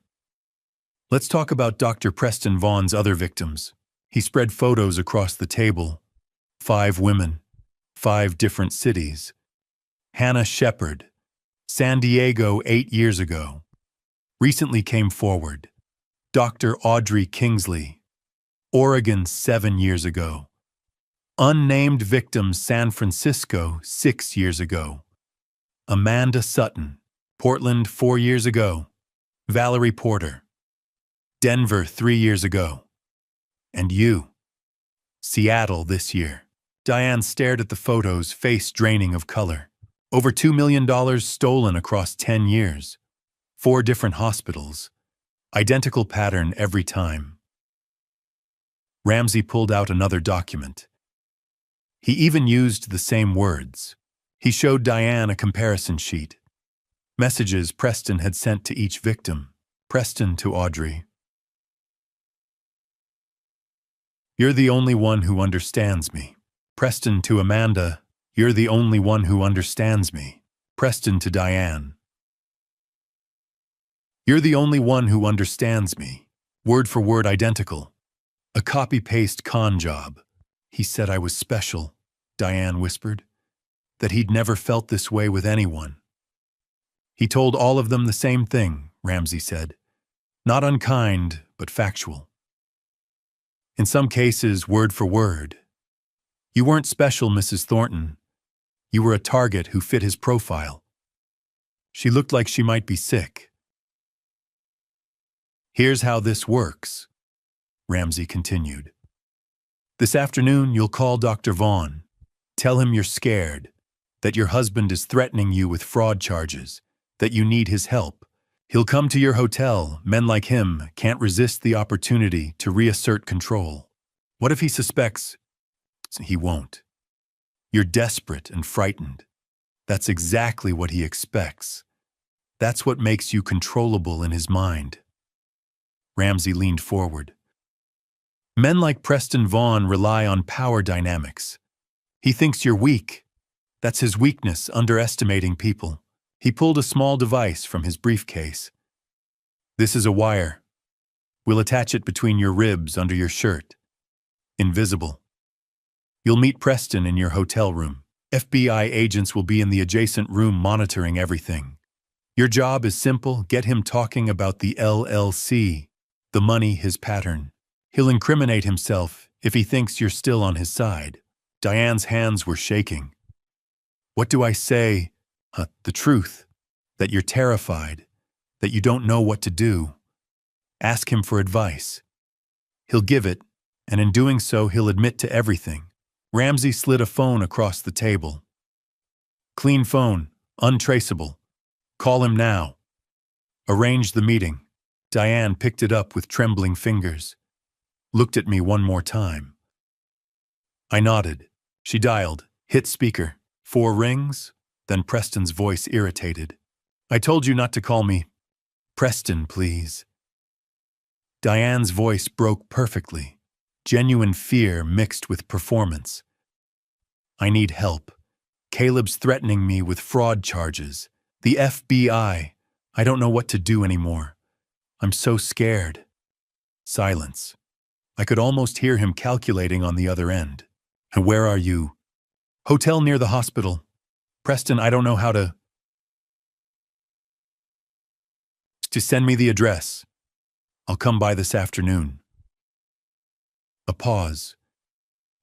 But Diane, this is the last time. You need to get your situation under control. I will. I promise. Just please help me figure out what to do. 3 p.m. Don't call me again until then. Click. Diane set the phone down, hands still shaking. He's coming. Good. Ramsey stood. Let's get you wired. After the briefing outside in the FBI parking garage, Bryn pulled me aside. You know this might not work, she said quietly. Preston's smart. He might not say anything incriminating. He will, I said. His arrogance will bury him. He thinks Diane's weak. He thinks she'll crumble. He has no idea she's already cooperating. And if he doesn't incriminate himself, I looked back at the FBI building. Then we have Audrey's testimony, Amanda's, Valerie's, and Diane's immunity means she'll testify too. Preston Vaughn is finished either way. But today just determines how quickly. Bryn studied me for a moment, nodded. Then let's make sure it's quick. That afternoon at 2:50 p.m., I sat in room 316 watching a video monitor. On the screen, Diane paced back and forth in room 314, her hands shaking. She'd been in there alone for 10 minutes, waiting. Agent Ramsey stood beside me, one hand on his earpiece, his voice barely a whisper into his mic. "Remember what we discussed, Mrs. Thornton? Let him talk. Don't push. Just listen." On the screen, Diane nodded. She looked exhausted. The red dress from the gala was long gone. Today she wore jeans and a plain sweater. Her hair was pulled back. No makeup. She looked like someone who hadn't slept in weeks. Vincent stood behind me, arms crossed. Bryn was beside him, taking notes on her tablet. None of us spoke. At 2:55 p.m., there was a knock on the door of room 314. Diane jumped. Her hand went to her ribs where the recording device sat hidden beneath her sweater. Then she walked to the door and opened it. Preston Vaughn stepped inside. He wore surgical scrubs under a jacket he must have come straight from the hospital. His expression was cold, impatient. "This better be important, Diane. I've got surgery in 2 hours." Diane closed the door behind him. Her voice was small, frightened. "Caleb knows everything." Preston's jaw tightened. He glanced around the room as if checking for cameras. Then he turned back to her. "What do you mean, everything?" "He knows about us. He knows about the money. He showed me files, photos. He says you've done this before." "He's lying." "To other women? In Portland, San Francisco, Denver?" Preston's face darkened. He stepped closer to Diane, his voice dropping. "Your husband is fabricating stories because he's angry. That's what bitter men do when they lose." Diane shook her head. She was crying now. "He froze our accounts, Preston. He filed for separation. He says I helped you steal money, that I signed documents. It was a legitimate business investment. That made me part of a fraud scheme." Preston grabbed her arm. Not hard, but firm enough to make her flinch. "Listen to me. Summit Healthcare Partners was a real company. We sold medical equipment at competitive prices. If your husband is trying to turn that into something criminal, he's desperate." Diane pulled her arm free. Her voice broke. "Then why did you stop answering my calls?" Preston went still. "Why did you tell me you loved me, and then disappear the second Caleb confronted you at the gala?" "I needed time to think. You needed time to run." Preston's mask slipped, just for a second. Long enough for me to see the man beneath the surgeon's confidence. The con artist. The predator. "What do you want from me, Diane?" "I want the truth." Her voice was shaking, but she held his gaze. "How long were you planning this? How many women have you done this to?" Preston exhaled slowly. He walked to the window, his back to her. When he spoke again, his tone was different. Colder. More calculated. "You weren't the first, and you won't be the last." In room 316, Ramsey leaned forward. Vincent's hand tightened on my shoulder. On the screen, Diane stood frozen. "What?" Preston turned to face her. "I've been doing this for 10 years. Portland, San Francisco, Denver. You were just easier than most. Married, middle-aged, lonely. You had access to money, and you wanted to believe someone still saw you." Diane's face went white. You used me. I gave you what you wanted. I made you feel special, and you paid for that privilege. That's how it works." "You told me you loved me." Preston laughed. It was a short, bitter sound. "I told you what you needed to hear. Just like I told Amanda in Portland. Just like I told Valerie in Denver. Women like you are easy, Diane. You're so desperate for attention that you'll sign anything, transfer anything, believe anything." He stepped closer to her. "Shah, and when your husband comes after me with lawyers, I'll remind him that every transaction was consensual. Every document has your signature. You're not a victim. You're a co-conspirator." Diane took a step back. Her hand went to her chest where the recording device was hidden. Her voice was barely a whisper.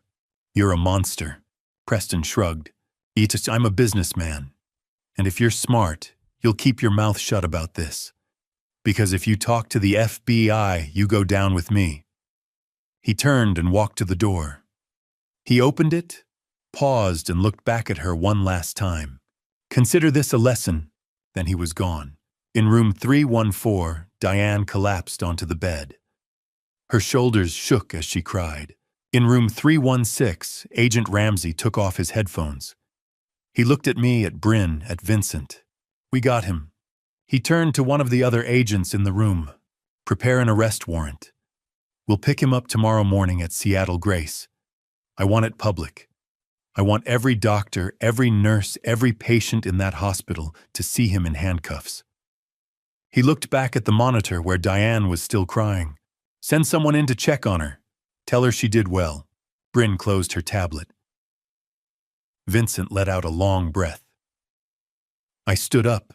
Ramsey turned off the monitor. He looked at me.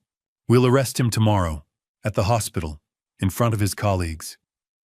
He paused. "Do you want to be there?" I nodded. "Yes, I do. Friday morning, 7 o'clock. I stood in the parking lot of Seattle Grace Hospital, a cup of takeout coffee in my hand. Bryn was beside me, checking her phone. Vincent leaned against my truck, arms crossed, watching the main entrance. "Here we go," Bryn murmured as 3 black SUVs pulled into the lot. The FBI. Agent Ramsey had planned this carefully. 7:15 a.m. shift change. Maximum witnesses. Maximum impact. I took a sip of coffee and waited. Through the glass doors of the main entrance, I could see the hospital lobby. Nurses in scrubs, doctors with tablets, security guards at their posts, and then I saw him, Dr. Preston Vaughn, walking down the main corridor in surgical scrubs. He was mid-conversation with 2 residents probably discussing a procedure. His posture was confident, relaxed. He had no idea what was coming. Agent Ramsey and 3 other agents stepped through the entrance doors. Preston looked up, confused at first, then shocked. Ramsey said something I couldn't hear from where I stood.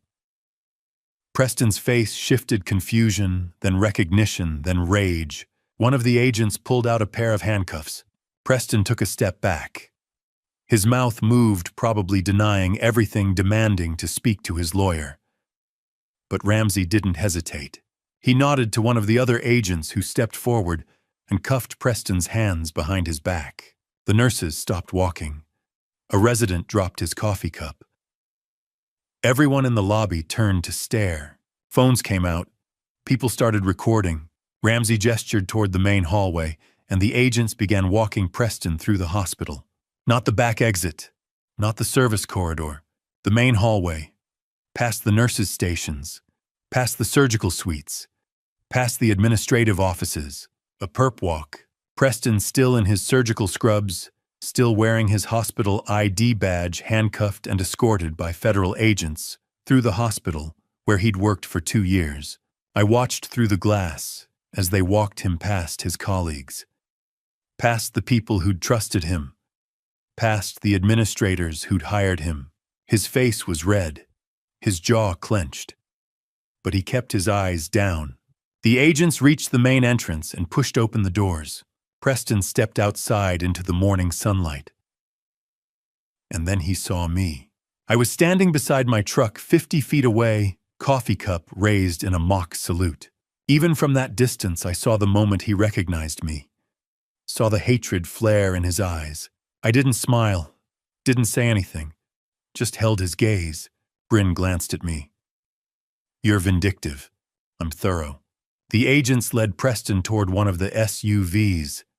That's when the news vans arrived, 3 of them pulling into the lot with cameras already rolling. The FBI had tipped them off. Ramsey had told me they would.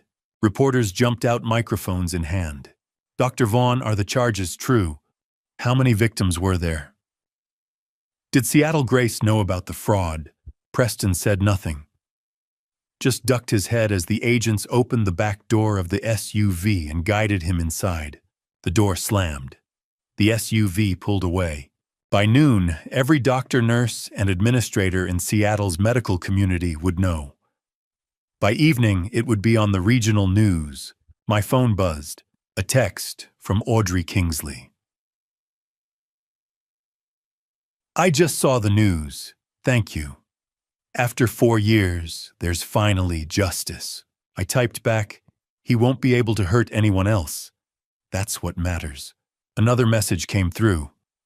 From Diane, I'm sorry for everything. I stared at it for a moment. Then I deleted it without replying. My phone rang. I glanced at the screen. William Prescott, CEO of Seattle Grace Hospital, I answered. Thornton, Mr. Thornton. His voice was formal, careful. I wanted to personally apologize. We had no knowledge of Dr. Vaughn's activities outside the hospital. I appreciate that. Your contracts with us remain intact. In fact, we'd like to discuss expanding our partnership. I kept my voice professional. I'll have my office reach out next week. Thank you, and again our deepest apologies. He hung up. The hospital was protecting itself, distancing from Preston. Smart. Vincent pushed off from my truck. Coffee? I nodded. We walked 3 blocks to a small cafe, the kind with mismatched chairs and local art on the walls. A TV mounted above the counter was tuned to the local news. Breaking news this morning, a prominent Seattle surgeon has been arrested on federal wire fraud charges. Dr. Preston Vaughn, a cardiac surgeon at Seattle Grace Hospital, is accused of defrauding multiple women over the course of a decade. Bryn ordered a latte. Vincent got black coffee. I just wanted to sit. We found a table by the window. On the TV, footage of Preston being let out of the hospital played on loop. Bryn sipped her latte. He'll be out on bail by tonight, but the damage is done. Vincent nodded. The medical board will suspend his license pending trial.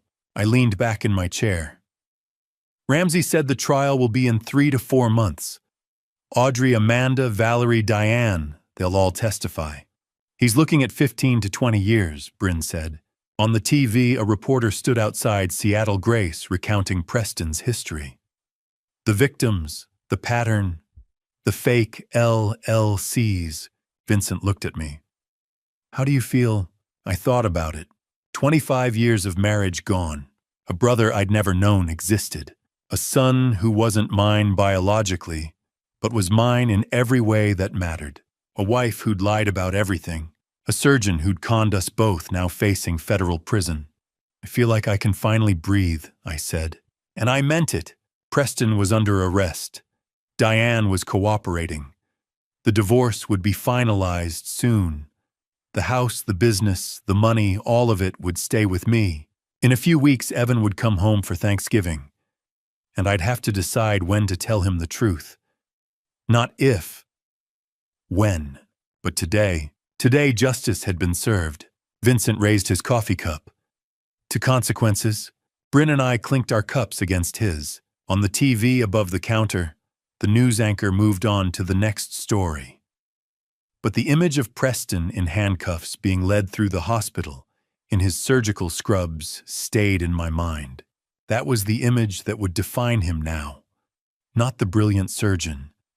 Not the charming doctor, the con artist, the criminal, the man who'd finally been caught. I took a sip of my coffee and watched the morning light filter through the cafe window. For the first time in 5 weeks, I felt something close to peace. 2.5 weeks had passed since Preston's arrest. The paperwork was processed. Diane had cooperated with the FBI and the fraud charges against her were dropped in exchange for testimony. On Monday, October 28th, we met for divorce mediation.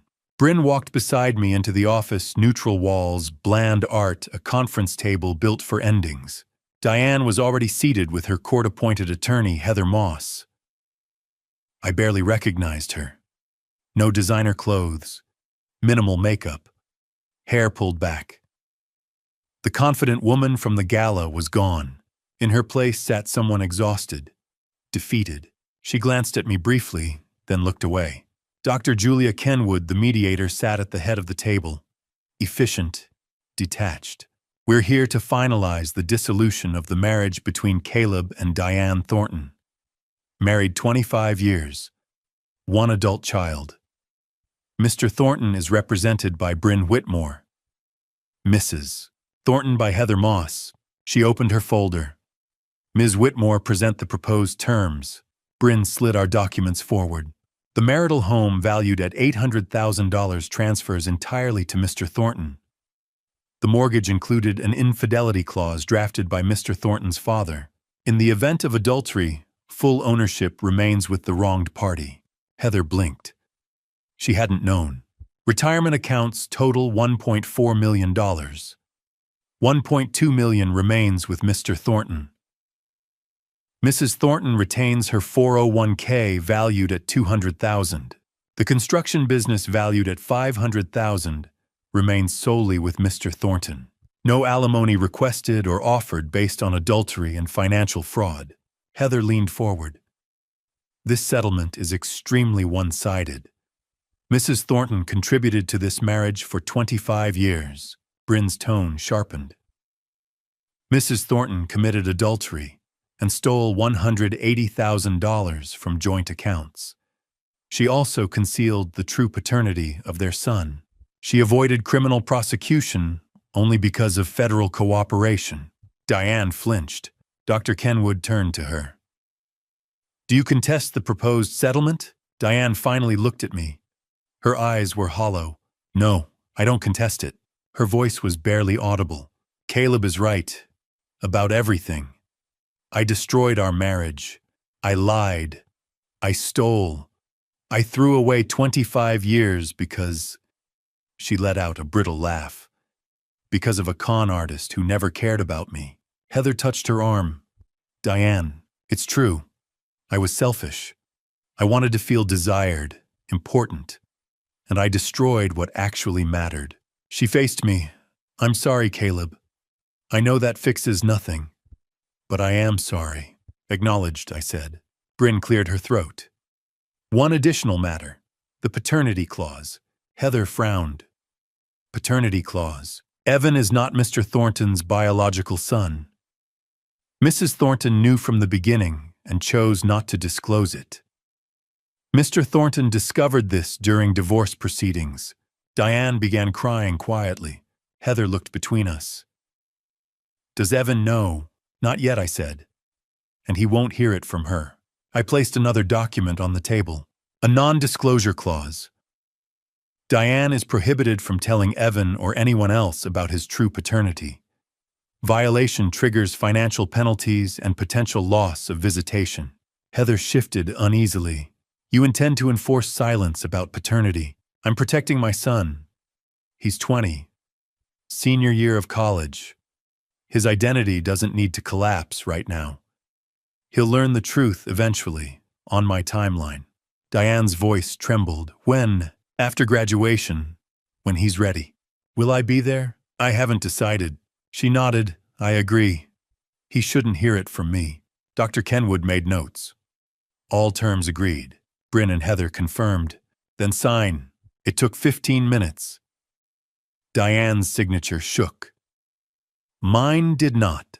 "The court will process within 72 hours, Dr. Kenwood said. Your divorce will be finalized by week's end." "Thank you," I replied. Diane remained seated. "Caleb, can we talk? Just a minute." Bryn glanced at me. 5 minutes. Everyone stepped outside. We stood on opposite sides of the table. "I know I have no right to ask for anything," Diane began. "But you should know something." I waited. "I did love you. In the beginning. Maybe even until you didn't," I finished. "Until I got scared. Of getting older. Of becoming invisible. Of feeling like the best parts of my life were over." She wiped her eyes. "That doesn't excuse what I did. But it's the truth." Preston made me feel seen again. Young. Important. I wanted that feeling so badly, I ignored every warning sign. "You traded 25 years for an illusion." "I traded it because I was a coward." Because real love takes work, and I didn't want to face that. She met my eyes. Real love is built on truth, and I lied from the start. About Evan. About everything. I know, and I'll regret it forever. I'm not asking for forgiveness. I don't deserve it. I just hope you believe I'm sorry. And that being Evan's mother, that part was real. I love him. He's my son, I said quietly. Biology doesn't change that. 20 years of raising him is real. You don't get to take that from me. I know, and I'm grateful he has you. Silence filled the room. Will I see you at Thanksgiving? She asked softly. Evan wants us both there. I'll be there. You can come. But we're not a family anymore. We're Evan's parents. She nodded. That's more than I deserve. I turned toward the door. Caleb, I paused. For what it's worth, you were a good husband, a good father. None of this was your fault. I didn't respond. I walked out. Bryn met me in the hallway. You okay? I'm done, I said, finally. She nodded. Now comes the hard part. Evan would be home for Thanksgiving in 3 weeks. I still had to decide when to tell him the truth. We stepped outside. The Seattle sky was gray rain threatening. I climbed into my truck and sat for a moment. 2.5 weeks earlier, I'd watched Preston Vaughn led away in handcuffs through the hospital where he'd built his reputation. Exposed. Today, I'd signed the papers ending my marriage. In 72 hours, Diane Thornton would be my ex-wife, and I would be free. Free from lies, free from pretending, free from carrying someone else's deception. I pulled out of the lot and headed home, to the house that was now entirely mine, to a life I hadn't planned but was ready to rebuild. Rain began as I crossed the bridge. Steady, cleansing. For the first time in 7 weeks, I could finally breathe. Wednesday afternoon, November 27th, I stood at the kitchen window, watching my son's truck pull into the driveway.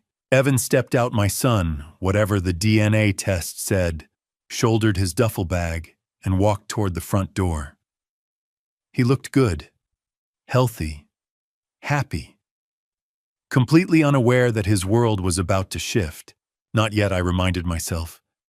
Not today. The front door burst open with his usual energy. Dad. He dropped the bag and pulled me into a hug. God, it's good to be home. I held him tight.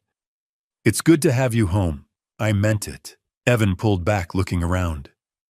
Where's Mom? She's staying somewhere else. You'll see her tomorrow at Thanksgiving dinner. His face fell. So it really happened. The divorce. The papers were finalized 3 weeks ago. I'm sorry. Evan dropped onto the couch.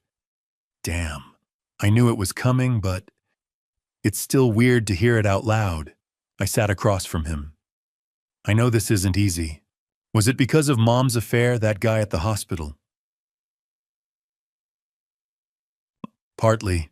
There were other factors too. Like what? This was the moment. I could tell him everything. About the DNA, about Diane's 25-year lie, about Preston's fraud, all of it. But I looked at Evan, 20 years old, home for the holiday, already processing his parents' divorce, and I realized, not yet. Not now. Like the fact that your mom and I wanted different things. Sometimes people grow apart. It's not anyone's fault. It was someone's fault. But this was a kind lie. Evan studied me. Are you okay? I mean, really okay. I'm getting there.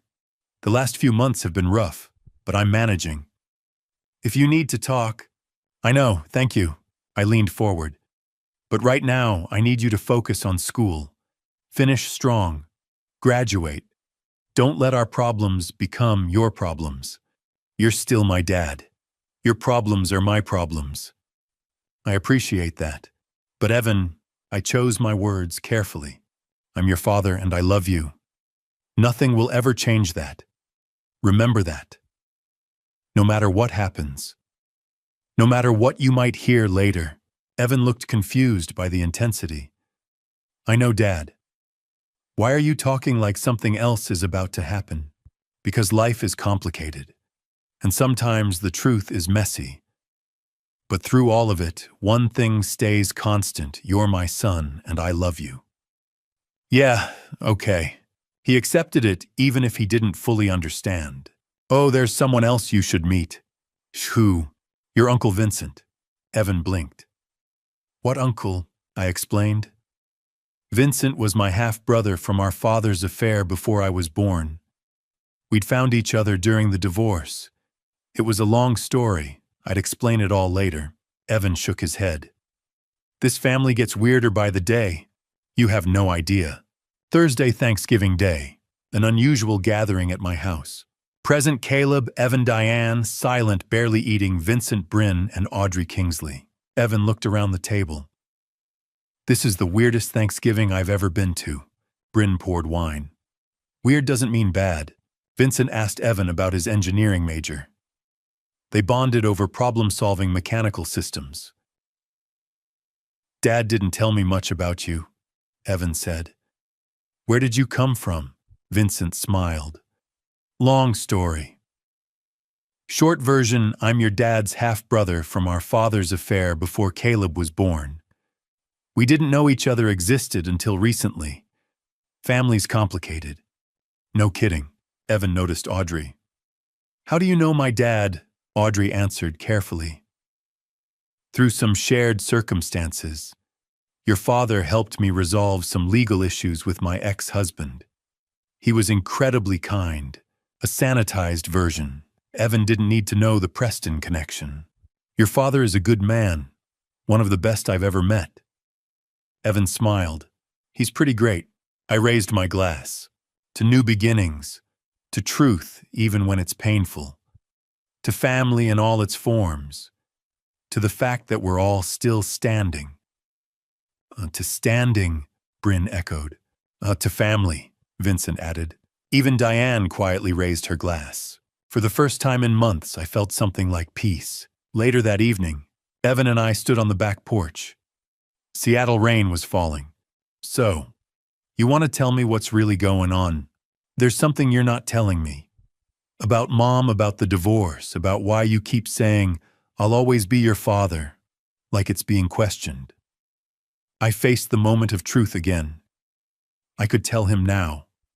Should tell him. But I looked at Evan home for the holiday needing stability, already dealing with too much, and made the decision not today. You're right. There are things I haven't told you. About your mother and me. About decisions made a long time ago.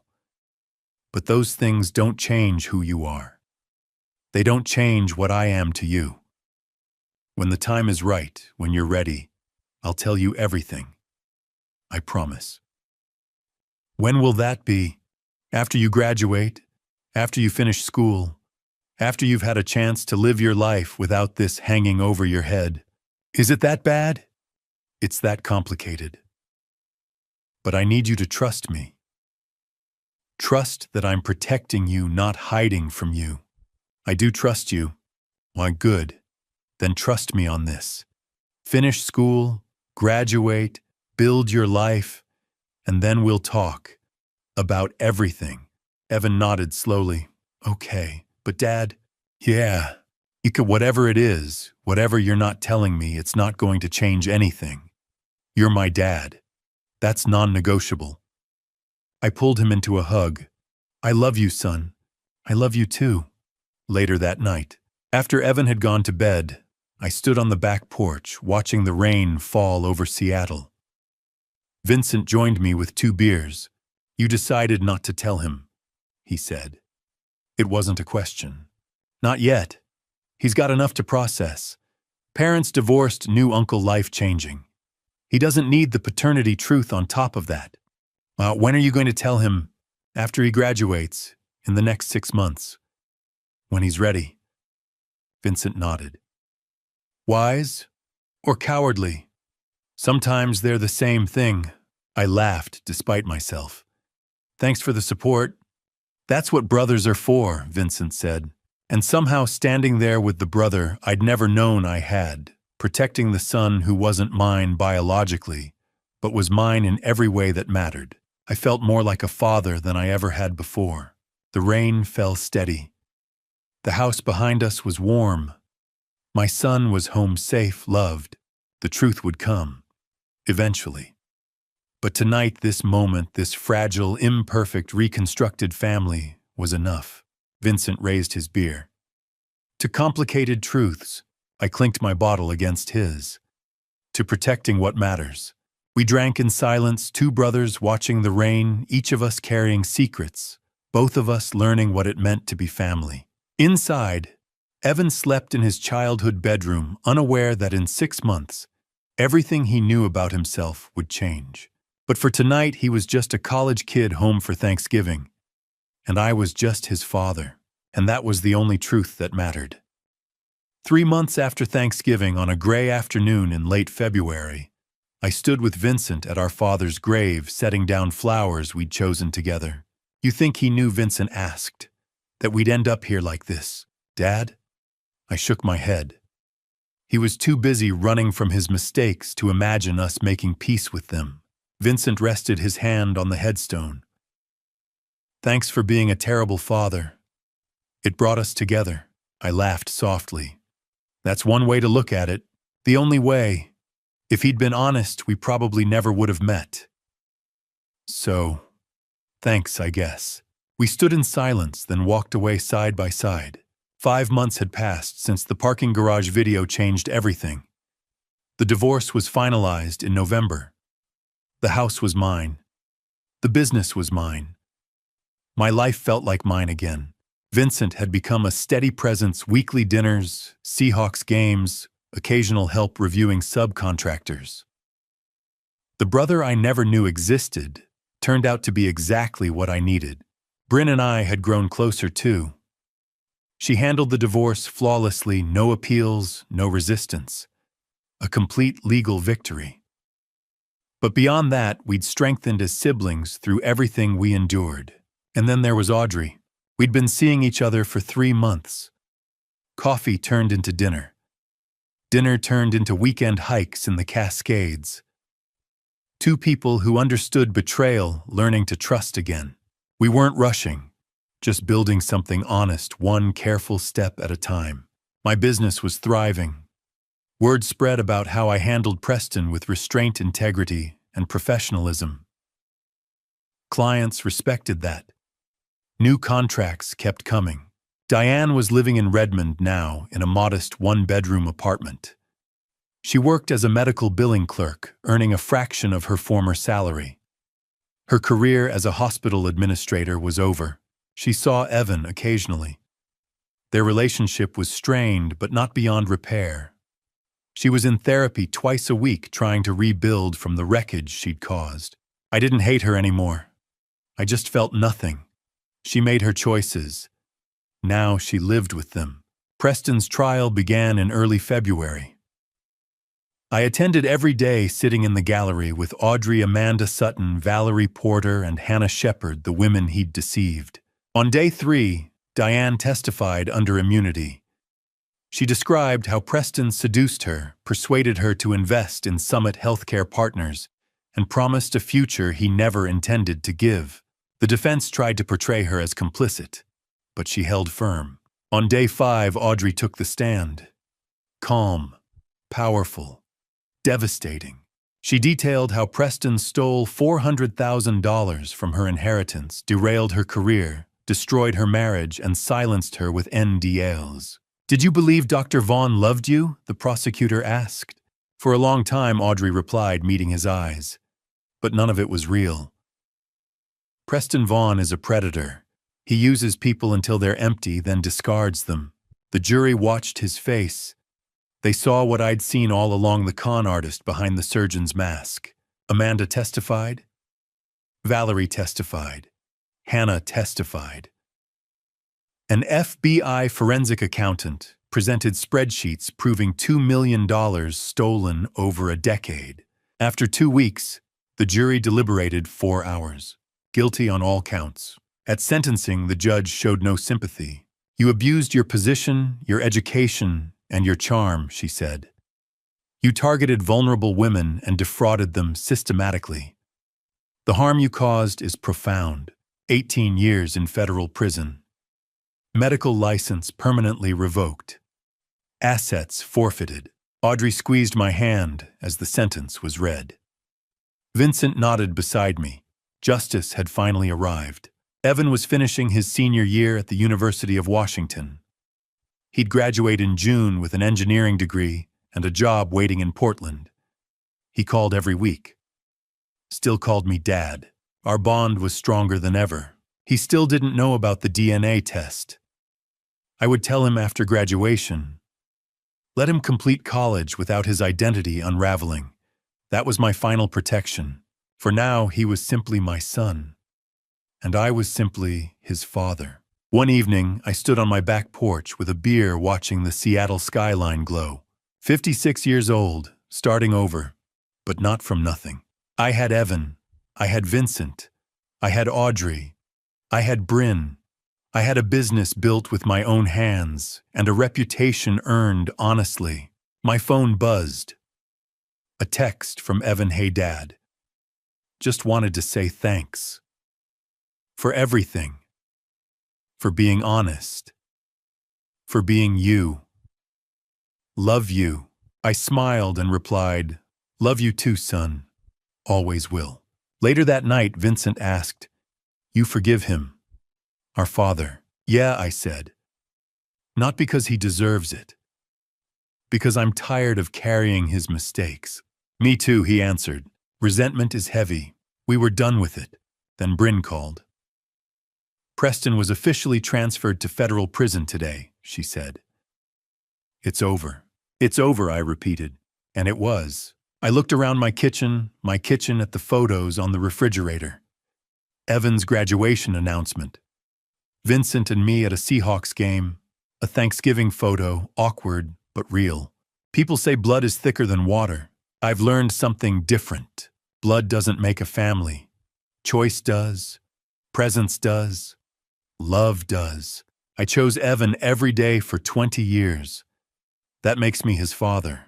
Vincent chose to stand beside me. That makes him my brother. Diane chose betrayal. Preston chose greed. They chose themselves. I chose forgiveness. Not for them. For me. Because carrying hatred is exhausting. I'm 56. I have a son who loves me. A brother I didn't know I needed. A woman who understands my scars. A thriving business. A sister who fought for me. Most people spend their lives searching for family. I found mine in a parking garage. Life is strange that way. The family you choose can be stronger than the one you're born into. And the love you build is worth more than the love you're given. I'm Caleb Thornton, and I'm finally free. And to you, listening to this family story, remember this betrayal doesn't just destroy marriages. It shatters identities, rewrites histories, and forces you to question everything you thought was true. But here's what I learned through all of it. First, dad revenge isn't about destroying the people who hurt you. Real dad revenge is about protecting what matters most. Your children, your integrity, your future. I could have burned Diane's life to the ground. I could have told Evan everything the moment I found out. But dad revenge, true revenge, is choosing restraint when rage would be easier. It's choosing your son's well-being over your own wounded pride. Second, this family story taught me that family isn't defined by DNA. It's defined by who shows up. Who stands beside you when everything falls apart. Vincent, a stranger 6 months ago, became my brother. Not because we share blood, but because he chose to protect me. That's what family stories are really about, the people who choose you when they don't have to. Third, God puts people in your path for a reason. I'm not a perfect Christian, but I believe Vincent finding me in that parking garage wasn't random. It was providence. When my family story was falling apart, God was already writing a new chapter I couldn't see yet. Here's my advice. Don't be like me. Don't wait 25 years to face the truth. Don't ignore the red flags. Don't let fear of confrontation keep you living in a lie. If something feels wrong in your marriage, in your family, address it.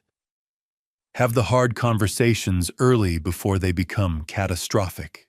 But if you find yourself where I was standing in a parking lot, watching your life crumble, remember this. You get to choose what comes next. You can choose bitterness, or you can choose building. You can choose revenge, or you can choose peace. I chose peace, and it saved me. If this family story resonated with you, please leave a comment below. Have you faced betrayal, found family in unexpected places? Your story matters. Share this video with someone who needs to hear it. Subscribe to the channel for more real stories about navigating life's hardest moments with integrity. Thank you for following this journey to the end. Your time and attention mean everything. A word of caution. The stories you'll hear on this channel may contain fictionalized elements created for educational and reflective purposes. If the content doesn't suit you, feel free to explore other videos that better match your preferences. We respect your choice. I'm Caleb Thornton, and I'm finally free.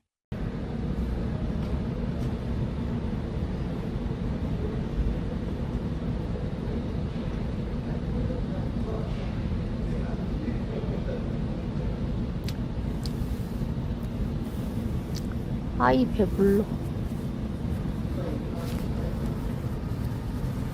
뭔가 신박한 컨텐츠가 없을까? 얜 뭐요? 야,